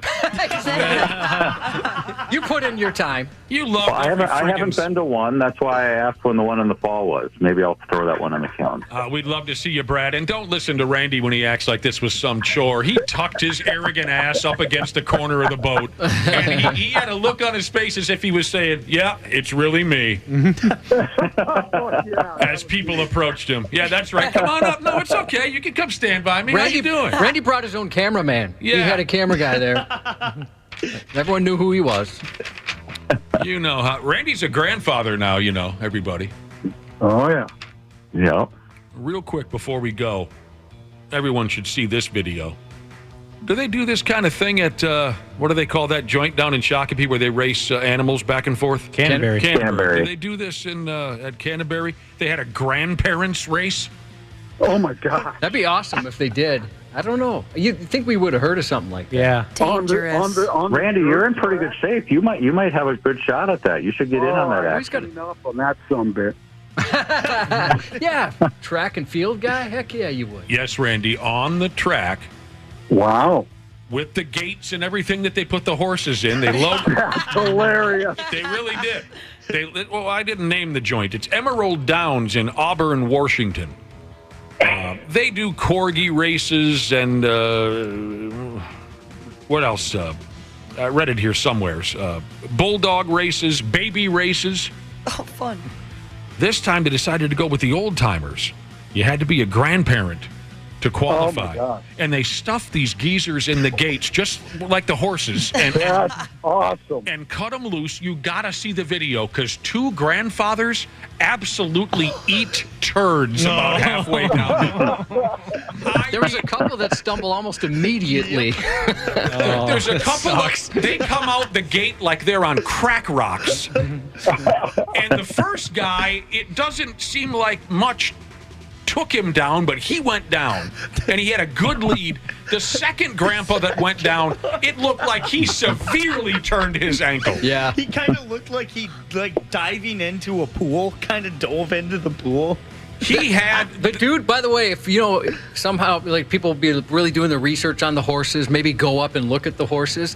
The horse in this case, the grandpa that won, I wouldn't have put any money on him at all. No way, didn't he? The way he was dressed, everything about him, there's no way you'd think he'd win that. The way thing. He's running, his arms are flailing. You're right. There's other people that look like athletes. Yes. Yeah. And this guy's got like a Tommy Bahama shirt on, cargo shorts. The grandpa that won only won because the other two dudes just aborted themselves halfway down the line. Well, because, that first guy had a huge lead Yes, at first. he did. It was He did. impressive. And that first guy almost took down 3 other grandmas. Dude, he smashed his face. Yeah, That's great. You want to take down some grandmas, from what I understand. Heck yeah, you do. Horny little peckerhead. Said Nick. Yeah, I said that one. He did say it. Why would you say that? That doesn't work that way, Wop. Check that video out on our website. It's a lot of fun to see old people fall. One of the old timers said he hadn't run a foot race since he played high school football 50 years ago, he said. Excuses. But he cut loose. Well, that's all she wrote. Brad Ryder, have a wonderful Independence Day and all that. We will. Say hi to the wife. Say hi to the wife and everybody up at the cabin. Yep. Be careful on those jet skis. Of course. All right. Randy Shaver. Yeah. Yes, Brad? No, I was just say hopefully they run by the end of the time we're up there, but yeah. You have no idea how to keep those things running, do you? No. I wouldn't either. I bet your doctor. At least one of them. Oh well, no, we're not going to talk about them. Anyway, at least one of the jet skis every year, I'll get a pebble sucked up into the engine or something, and I got to bring it in. That's what I was referencing. You see what I'm saying? And Randy Shaver, you've still got a long ways to go on your road trip. Drive carefully. Tell the old lady we said hello. Have a great Independence Day and all that, man, okay? I will. I appreciate it. Have a good week We off. appreciate both of you boys. Yep. Text us right now. Thank you, Brad. Thank you, Randy. Text the Programski if you have a legal issue. And you might want some professional assistance on that. Our text number is 651-989-9393. An old pal of the program and also still a criminal defense attorney. Is that correct, That's John? correct, He's yeah. a criminal defense attorney. Ryan Pacyga joins us next on the Half-Assed Morning Show. There's a douchiness to them. The 93X Half-Assed Morning Show. CJ Ham for Standard Heating and Air Conditioning. When I'm on the field, I can take anything. But at home with my family, we like everything to be comfortable. That's why I trust the pros at Standard. They've been keeping Minnesotans like me comfortable for over 90 years. Is your cooling system making strange noises or not cooling properly? Don't wait for an AC breakdown this summer. Get a free in-home estimate with Standard Heating and Air Conditioning. Schedule your appointment today at standardheating.com. Are you currently enjoying the show on the Stitcher app? Then you need to know Stitcher is going away on August 29th. Yep, going away, as in kaput, gone, dead. Rest in peace, Stitcher, and thanks for 15 years of service to the podcast community. So switch to another podcast app and follow this show there. Apple, Spotify, or wherever you listen. Half-Assed Morning Show 93X. Here we go. Welcome back. It's 8:25. Our guest this morning is criminal defense attorney Ryan Pacyga. Text us if you have a question. Maybe you need a little legal advice from a pro. The number is 651-989-9393. Hello, Ryan. Good morning. What, did you come fresh from a powerlifting competition or something? Yeah, look at Shit. swole again. Well, you looked swole last time, too. Thank you. You and Jordan Parisi just get together at the gym every day, and unbelievable. You looking good, son. Thank you, buddy. How's everything? It feels good. Summer good. been busy? Summer's crazy. Yeah, you were just telling me off air how busy you've been. I'm surprised you have time to get into the gym I know your kids are involved in sports, you're running around like crazy, and then you got your law practice, and you mentioned it's been different. It has been different. Seems to have been uptick in crime, especially some violent crime, honestly. And so yeah, it's been terrible. There's been a mix, right? So the feds are charging here in our, crimes are either by state level or by federal level, okay? And sometimes they can decide who's going to charge you, or both will charge you. But the federal government is run, the U.S. Attorney's Office in each state or district decides whether to charge crimes federally or not. And there's a policy now. They've hired on a bunch of new or additional federal prosecutors here in Minnesota, and I think across the nation that's the trend. And there's an uptick in federal charging, whereas some crimes that might stay in state court, the feds are cracking down on now. For example, more of the fentanyl, guns, a lot of gun stuff, shooting, stuff like that.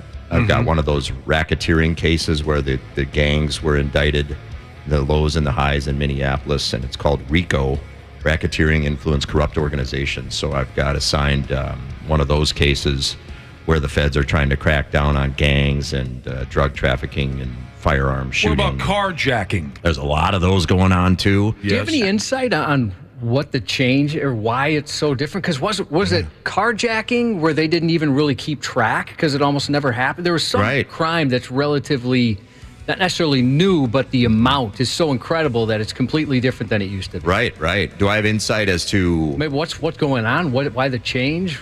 Is there? Well, I think some of it came out of COVID, where there wasn't as much policing going on.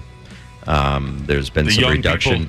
Young people looked at it as like a lawless scene suddenly. I think there was some of that. I think that there were some perhaps shifts in some cities with respect to their views on, the role in law enforcement or what they should or shouldn't be doing. And so there's some political discussions perhaps to have about that. But, some things in some cities would probably say they've gotten out of hand, right? Yeah. So sure.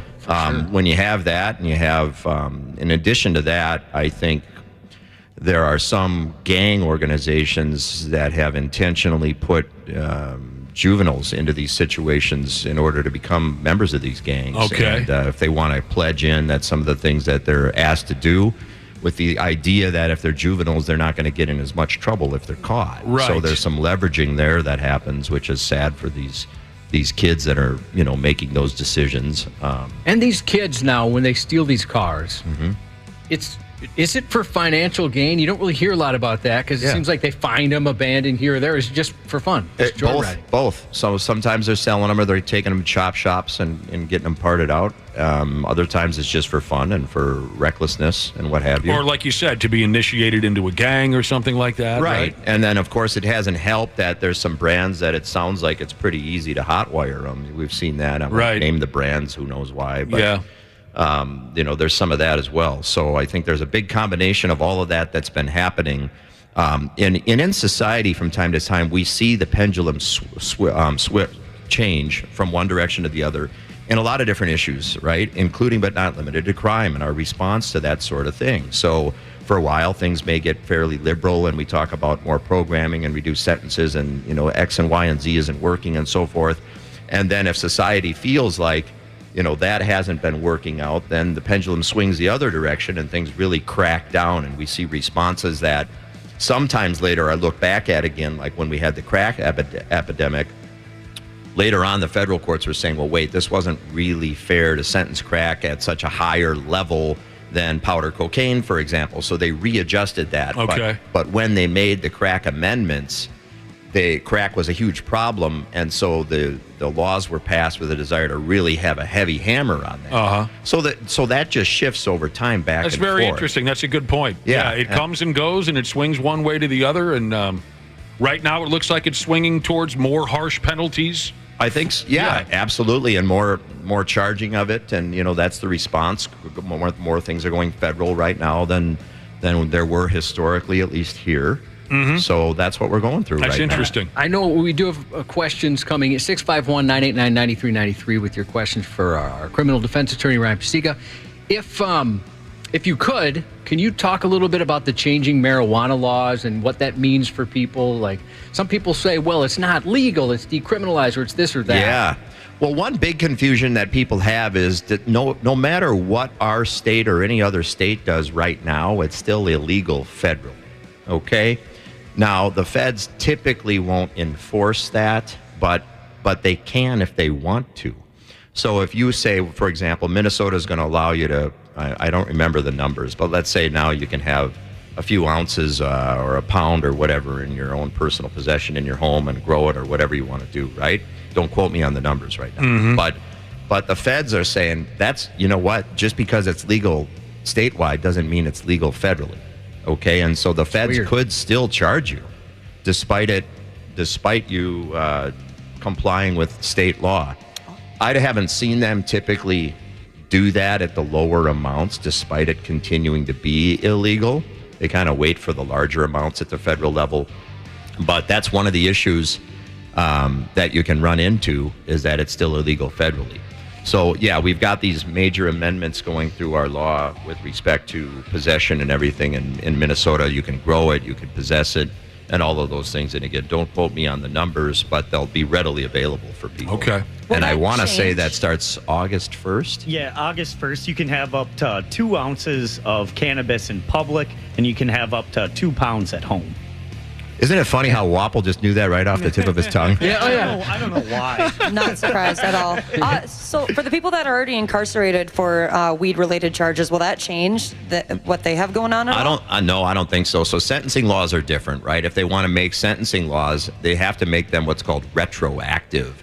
They can decide to do that. I'm not aware of a retroactive sentencing law for marijuana crimes and the like. But what I am seeing already, I had a case where in a smaller Minnesota county, a guy was pulled over for no license plate on his vehicle. It turns into a DWI investigation. Then they search his vehicle and they find a bunch of marijuana and a gun, and he gets charged with all of that stuff, right? So I fought the search on the vehicle. We got the search of the gun thrown out.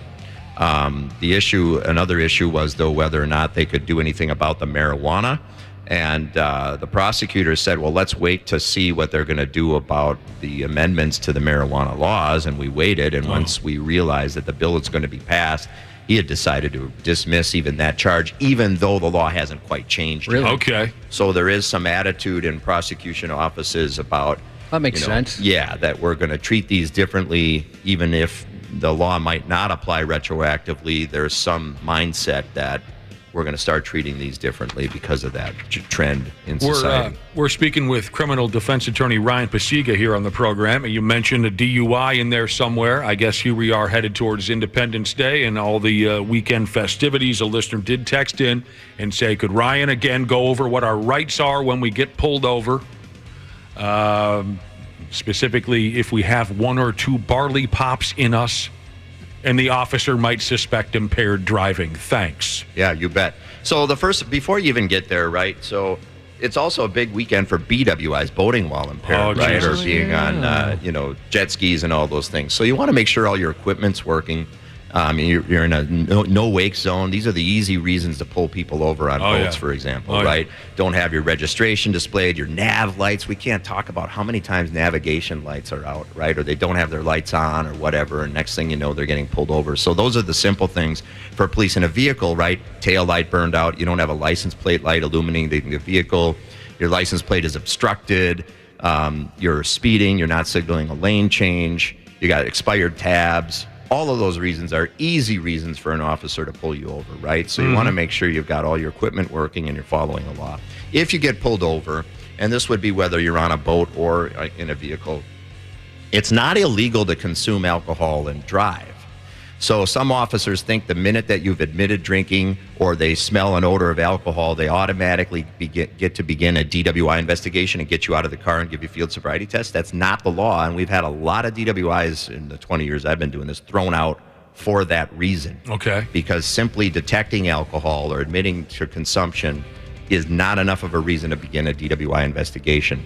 An officer has to have reasonable articulable suspicion to believe not only that you've consumed alcohol, but that you're impaired by it. All right. Okay. So say watching you swerve down the roadway or driving conduct can be one, Okay. but they can use a host of factors like bloodshot, watery eyes, slurred speech, confusion, delayed reaction, those sorts of things, right? The more that they can articulate as to why they believe you're impaired as opposed to have just consumed, the more likely it is that a judge is going to say, yeah, you had a reason to get them out of the car and investigate them for DWI. Now, if they ask you to get out of the vehicle, then they can offer field sobriety testing. You don't have to do that, all right? Those are oftentimes not fairly scored, in my opinion, having seen how they're done and what they really mean.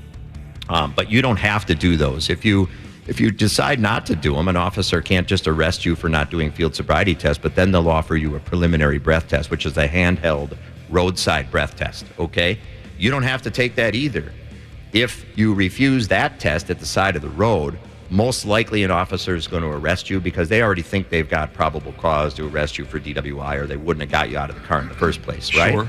But you don't have to do the field sobriety tests. What do you do? What do you recommend? I don't think you have a lot to gain by doing the field sobriety tests. They're very subjective, okay?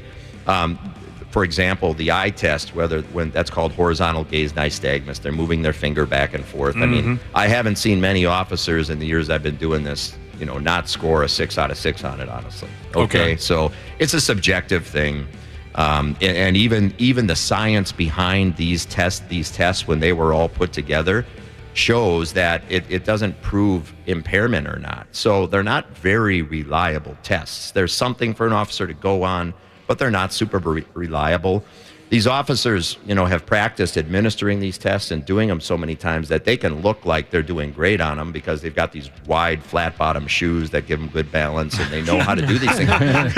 But they're not. I mean, you can fail a test before you even begin it, like the heel-to-toe test. If you don't stand in this special way with one foot in front of the other and your hands at your sides and you're doing it and you're eager to start to show them you're okay. Right. If you don't do two things already before it starts the right way, you've already failed it before you've started.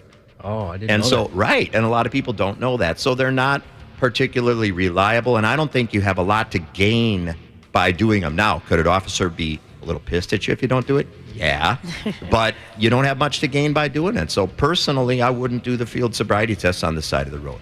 But here's where it changes. If you get arrested at the side of the road, you can still be polite and politely decline these things. And they bring you back to the station or they go get a search warrant for your blood or urine, but usually it's a breath test scenario. They bring you back to the station. Now they read you this warning telling you that the law requires you to take a test and refusal is a crime and you got a right to call a lawyer and all that.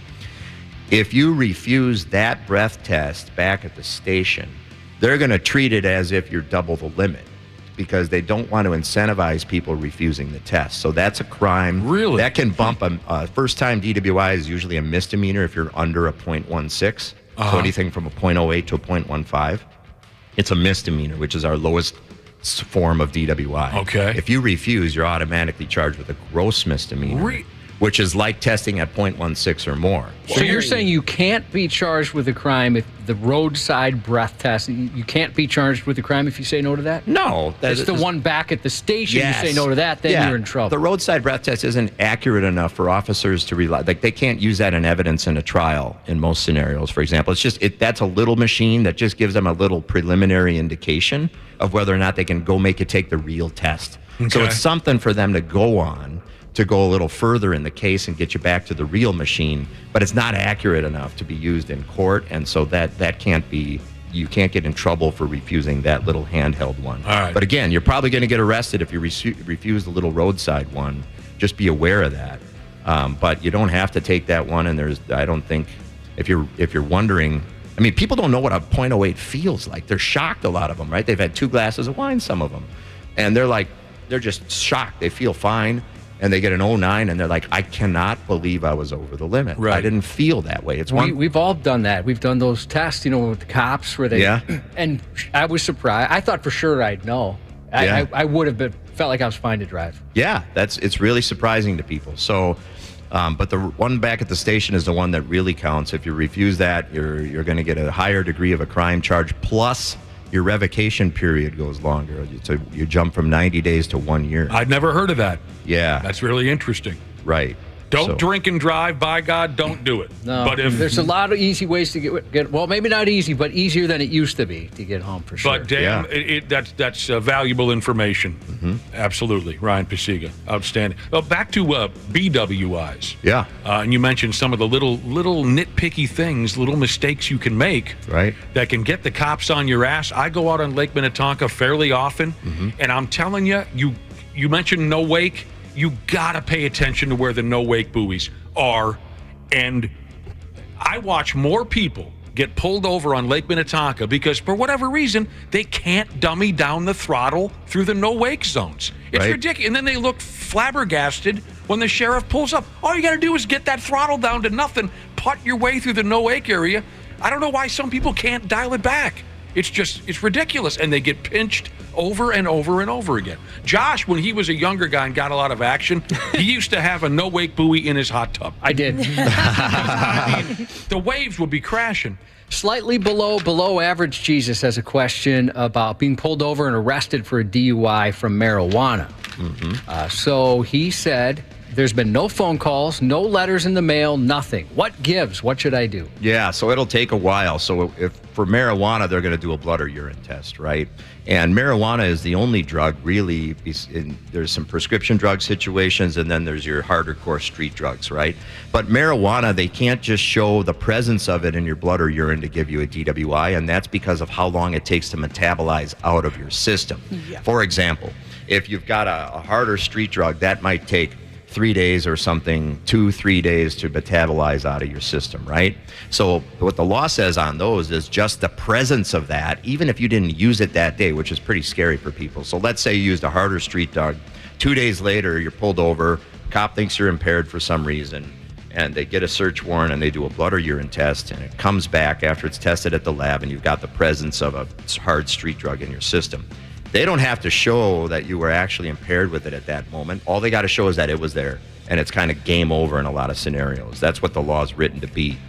But marijuana can take up to 30 days to metabolize out of your system, depending on how often you use it and your blood, your muscle to fat ratio in your body, and all those sorts of things. So the law recognizes that and it says, well, wait, you could have smoked weed 20 days ago and it might still be in your blood or urine. You're clearly not impaired by it anymore.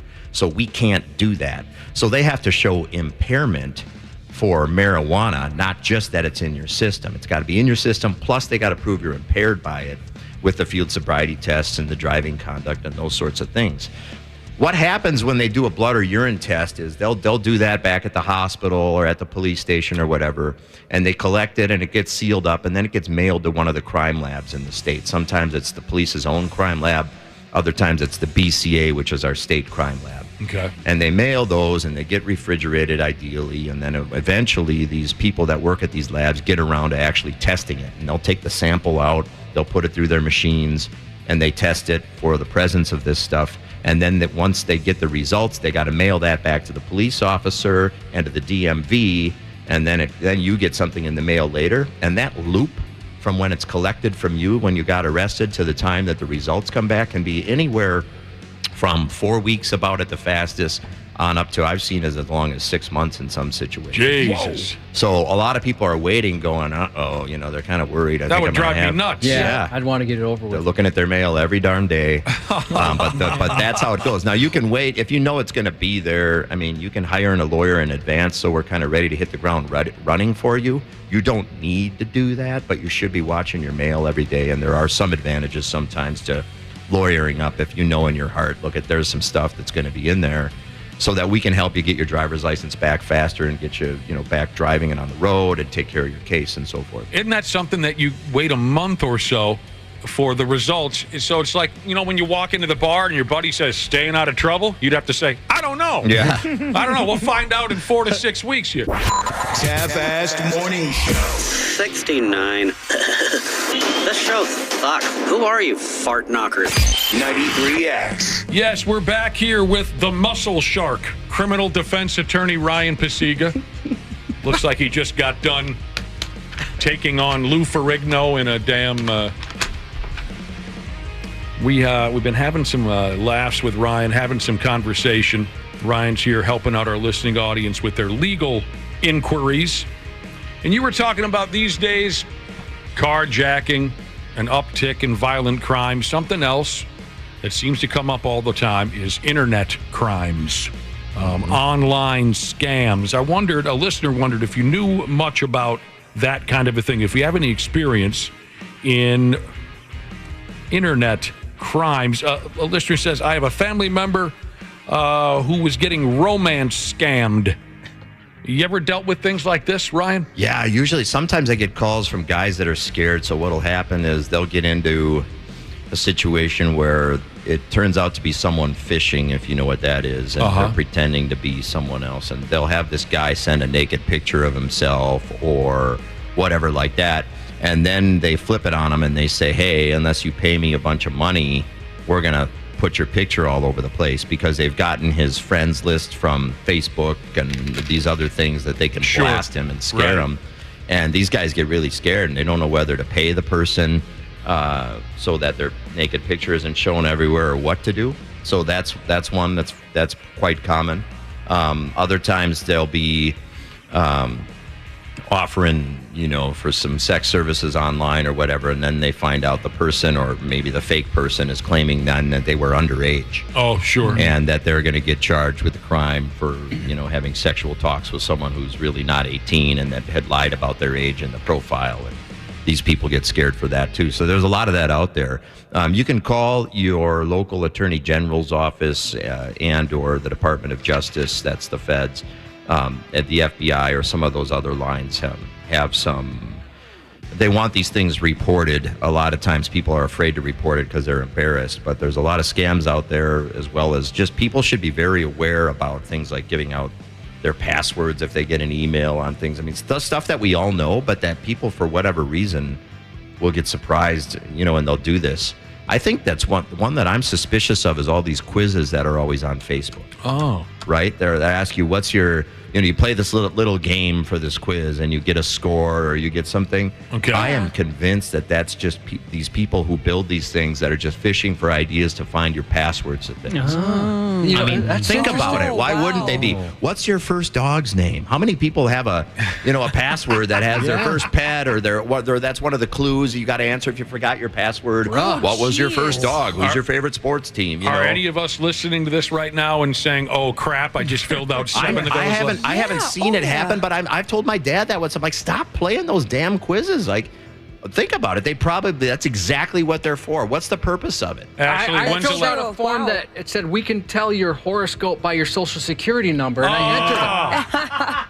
Ashley, when's the last time you filled out one of those deals that Ryan's talking about, Ashley? Yesterday? Probably yesterday. Yeah, I do them all the time. Friggin' social media. I got to say, though, I now think every electronic communication in any way is some sort of scam. Exactly. I get a text message, a phone call, anything on any email, anything. I'm always suspicious I'm of the same way. Yeah. I'm the same way. Yeah, I told my wife that when she was telling me to get home, and I said, this is spam. Didn't go very well. Hell yes. Well, like my stepdaughter got yesterday, somebody called her work. Hey, I found your ID. And she's like, should I call back? I'm like, hell no, you shouldn't call back. Turned out she did before she even I got back to her. And it was legit. But yeah, all that stuff I assume is some sort of scam. And I think that's a good way to go about it, Josh. Always assume that someone's looking to nab you. Ever since, Ryan, you brought up those surveys on Facebook and questions on Facebook possibly being a scam to steal your identity, Ashley's body language has completely changed. You're staring off into the distance right now wondering, oh my damn, aren't you? Yeah, I definitely am. That makes so much sense. I can't believe I never even thought of that. You're a bright guy. You're a good guy to know. Oh, I'll tell you what. absolutely. I try to be. We have gotten a few text messages saying about you, Ryan. They're saying this guy's excellent. Oh, that's nice. And you are. Way to go, kids. Yeah. your kids are texting in-laws and such. Can you get a DUI expunged? And if so, should you always try and get a DUI expunged? Very hard to do, honestly. I mean, Can you first explain what that is? Yeah, expungement means sealing a record. It's not burning it away forever, sealing a record. And so there's criminal sealing of records in criminal court for a lot of different crimes. Not all crimes can be expunged. Some of them you have to fight about whether or not. You got to take on other state agencies to see whether a judge will rule that your crime should be expunged or not. But that's sealing a record so that it's not available for public view in most places. So most employers won't be able to find it, your neighbors, all these sorts of things. But there are some agencies that will always have access even to a sealed record for very good reasons. Sometimes law enforcement, other deeper government agencies and the like, and so it depends. But for a DWI, you're dealing with not only your criminal record, but then the DMV side of your record as well, and trying to get that sealed as well. So it's pretty hard to get a DWI expunged. Not impossible, but in most cases, it's not worth your time or money. You can always consult with a lawyer and hopefully get an honest take on whether or not you should, you have a chance to get that done. And that's one thing I want to tell people, honestly. So unfortunately, there are some lawyers out there that are in the business of telling people what they want to hear to get their money. And I'm not bashing on other lawyers or anything, but just like every other industry, right? Sure. And I don't think that's just not a good way to treat people. So what you want to do if you're shopping around for a lawyer is figure out who you think isn't just telling you what you want to hear, but who's really being straight with you. Because if you're throwing good money after bad, what's the point of it? Some people are in the business of trying to get your hopes up and telling you what you want to hear, and they get your money, and then they change their tune later, and they knew in their heart that you didn't have a very good chance of doing this or something like that. So just beware as a consumer when you're talking with lawyers, about who do you think's really being straight with you about what your chances are to get something done or not. And lawyers aren't allowed to guarantee results in cases, so that's a red flag if you... Fair enough. Yeah. If I'm screwed, I want to know it. Yeah, you got to know. No kidding. It doesn't mean we can't help necessarily, right? But telling someone, I'll get this thrown out, that's baloney, and they haven't even seen the evidence, right? Like, that's a big red flag. No doctor would tell you, you heard here, this is what you have, and yeah, we can get rid of it, right? I mean, you got to use your spidey senses there and understand that it's a process to uncover the information and then get a better picture of what really can and can't be done for you and how to deal with it the right way. Ashley, what was your first dog's name? And then your mother's maiden name. Right. Yeah. I don't use any pet names at all. No pet names. This person has had a warrant for 30 years in another state, felony warrant. How do I fix it? And then they put the name anonymous. So I'll tell you what not to do. Don't go driving around in that state. Yeah. Stay out of that state. Can you pick me up in Ohio? No, I cannot. So I apologize if this is ignorant. A felony warrant. Yeah. Could that mean let's say you get one in Wisconsin. Could Minnesota police arrest you for that? They could if it's extraditable. So I had a federal case not long ago where there was a warrant for a guy out of Wisconsin. He's a Minnesota guy, and the federal warrant in that case said arrestable on any states that are touching Wisconsin. So if it would have happened in South Dakota, if he would have been arrested there, they wouldn't have been able to extradite him back. Is that common? Yeah, it actually is pretty common. There are national arrest, body-only arrest warrants, meaning we're not going to let you put up money. Other states will say it's felony warrant. Let's say it's from Wyoming, felony warrant. But if you get arrested for it in Minnesota, you can put up $10,000 on a bail, and they won't have to sit there and keep you in jail and extradite you back to Wyoming. You can put up a bond and then start the court process. Other felony warrants are extraditable nationwide, for example. So if you get arrested here from some warrant in Hawaii, they're going to arrest you here, they're going to keep you in jail, and they're going to begin extraditing you over to Hawaii. Oh, that might not be that bad. But a way to handle that is, I get calls about that from people that are out of state. They've got an old Minnesota warrant, and they're worried about it. How do I deal with it? And a lot of times we'll just call up the prosecution's office. We'll talk about it. They're ready to deal with this. We don't want to have them turn into jail necessarily. Let's arrange a court date. I'll accompany them to the court date. We'll make sure they're coming and that sort of thing, and we can start to take care of things, because if you get arrested on it instead, now you're dealing with bail with a judge because they don't believe that you're going to come back to court again. Does it get worse? He said, what did he say, 30 years? Does it get worse? Like, do they add on as decades or however long passes? Or is it just the same? Yeah, not just for a warrant. It's different if it's like, escaping justice or something like that. That's different. Yeah, that's a different situation. Oh, you got to know a lot of stuff to be a lawyer. Man, you really do. Gotta know stuff. Hey, Ashley, if your social security number was like, say, how much money you had in your bank account, how much money would you have? That's a good one. That's a question from everybody loves a good dump Jesus. Ryan Pacyga, what are your Independence Day plans? Yeah, so no baseball this weekend. Oh, I got to give a shout out to the MASH boys, Lindy's MASH boys. I got a 12-year-old son playing club baseball now. You know how this works, right? Club baseball. Club. So when we were all growing up, it was community and then travel stuff, right? Yeah. Now club is really popular in Minnesota, and if you're playing on the club teams, a lot of them travel on weekends out of town to different states, and they're in tournaments there against teams from all over the country. And a lot of the coaching's really good because they're guys that had played either some professionally or at least collegiately and everything like that. Right. It's more spendy, of course, but it's really fun baseball. And so my son Vince is on this club team, and we're just having a blast. But we're all over the place playing ball. Traveling. We're out for the College World Series a week. Oh, were you really? Yeah, man. Did you get one of those Jello shots at that joint? Or those days are long gone for me. Oh yeah. So I got a couple buddies who they go to Chicago every weekend for soccer, and it must be that same kind of a kind thing. of that thing, yeah. So you got low key plans, nothing crazy. I am around this weekend, and we get a lot of calls on holiday weekends, especially the 4th of July. I imagine you got to be ready. I'm ready for that to help out with people. Just staying local, going to watch some baseball and enjoy. I love hot, humid weather. You do? So I'm going to be probably on my motorcycle a little bit, riding around on that, hit the gym. Of course. Yeah, of course. The gym, keep the wife happy hit the that gym way. Before and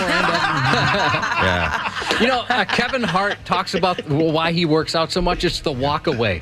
Yeah. Meaning after being in bed with a woman, when he has to, naked walk away, he doesn't want to be a nightmare from behind. That's brilliant. Well, I go to the gym, but for the walk away for her, she better have some sunglasses on because I am glowing white in the backside, if you know what I'm saying. Dude, you've done a wonderful job as usual. We love having you in. Have a great 4th, and we'll see you soon. Well, real quick, how do we get a hold of you? If somebody, God forbid, they need Cell you over the number weekend? 612-991-6000, or you can always find me at arrestedmn.com.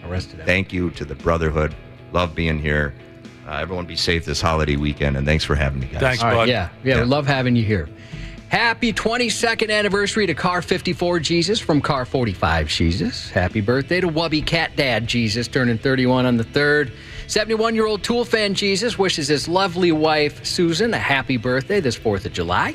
Happy birthday to Occupational Therapy Jesus on Sunday. Addison turning 11 on the 6th. Those are both from Bank Examining Jesus. Happy birthday to Nancy from former Sub-Spectre Jesus. Dana, Yes. F you. Okay. Fair enough. And happy birthday. Thanks, dude. We're lucky enough to be able to hang out with some of you on the boat tonight, but if you're not going to make it, have a great weekend, a sexy Independence Day, and an awesome week. We'll be missing you until we get back on the 10th. The 93X Half-Assed Morning Show. 93. The 93X Half-Assed Morning Show podcast is sponsored by Standard Heating and Air Conditioning. New episodes drop each weekday. If your podcast platform has ratings, go ahead and give us 5 stars and maybe give our enemies 1. Thanks, and here's a word from our sponsor. Don't wait for an AC breakdown this summer. Get a free in-home estimate with Standard Heating and Air Conditioning. Schedule your appointment today at standardheating.com.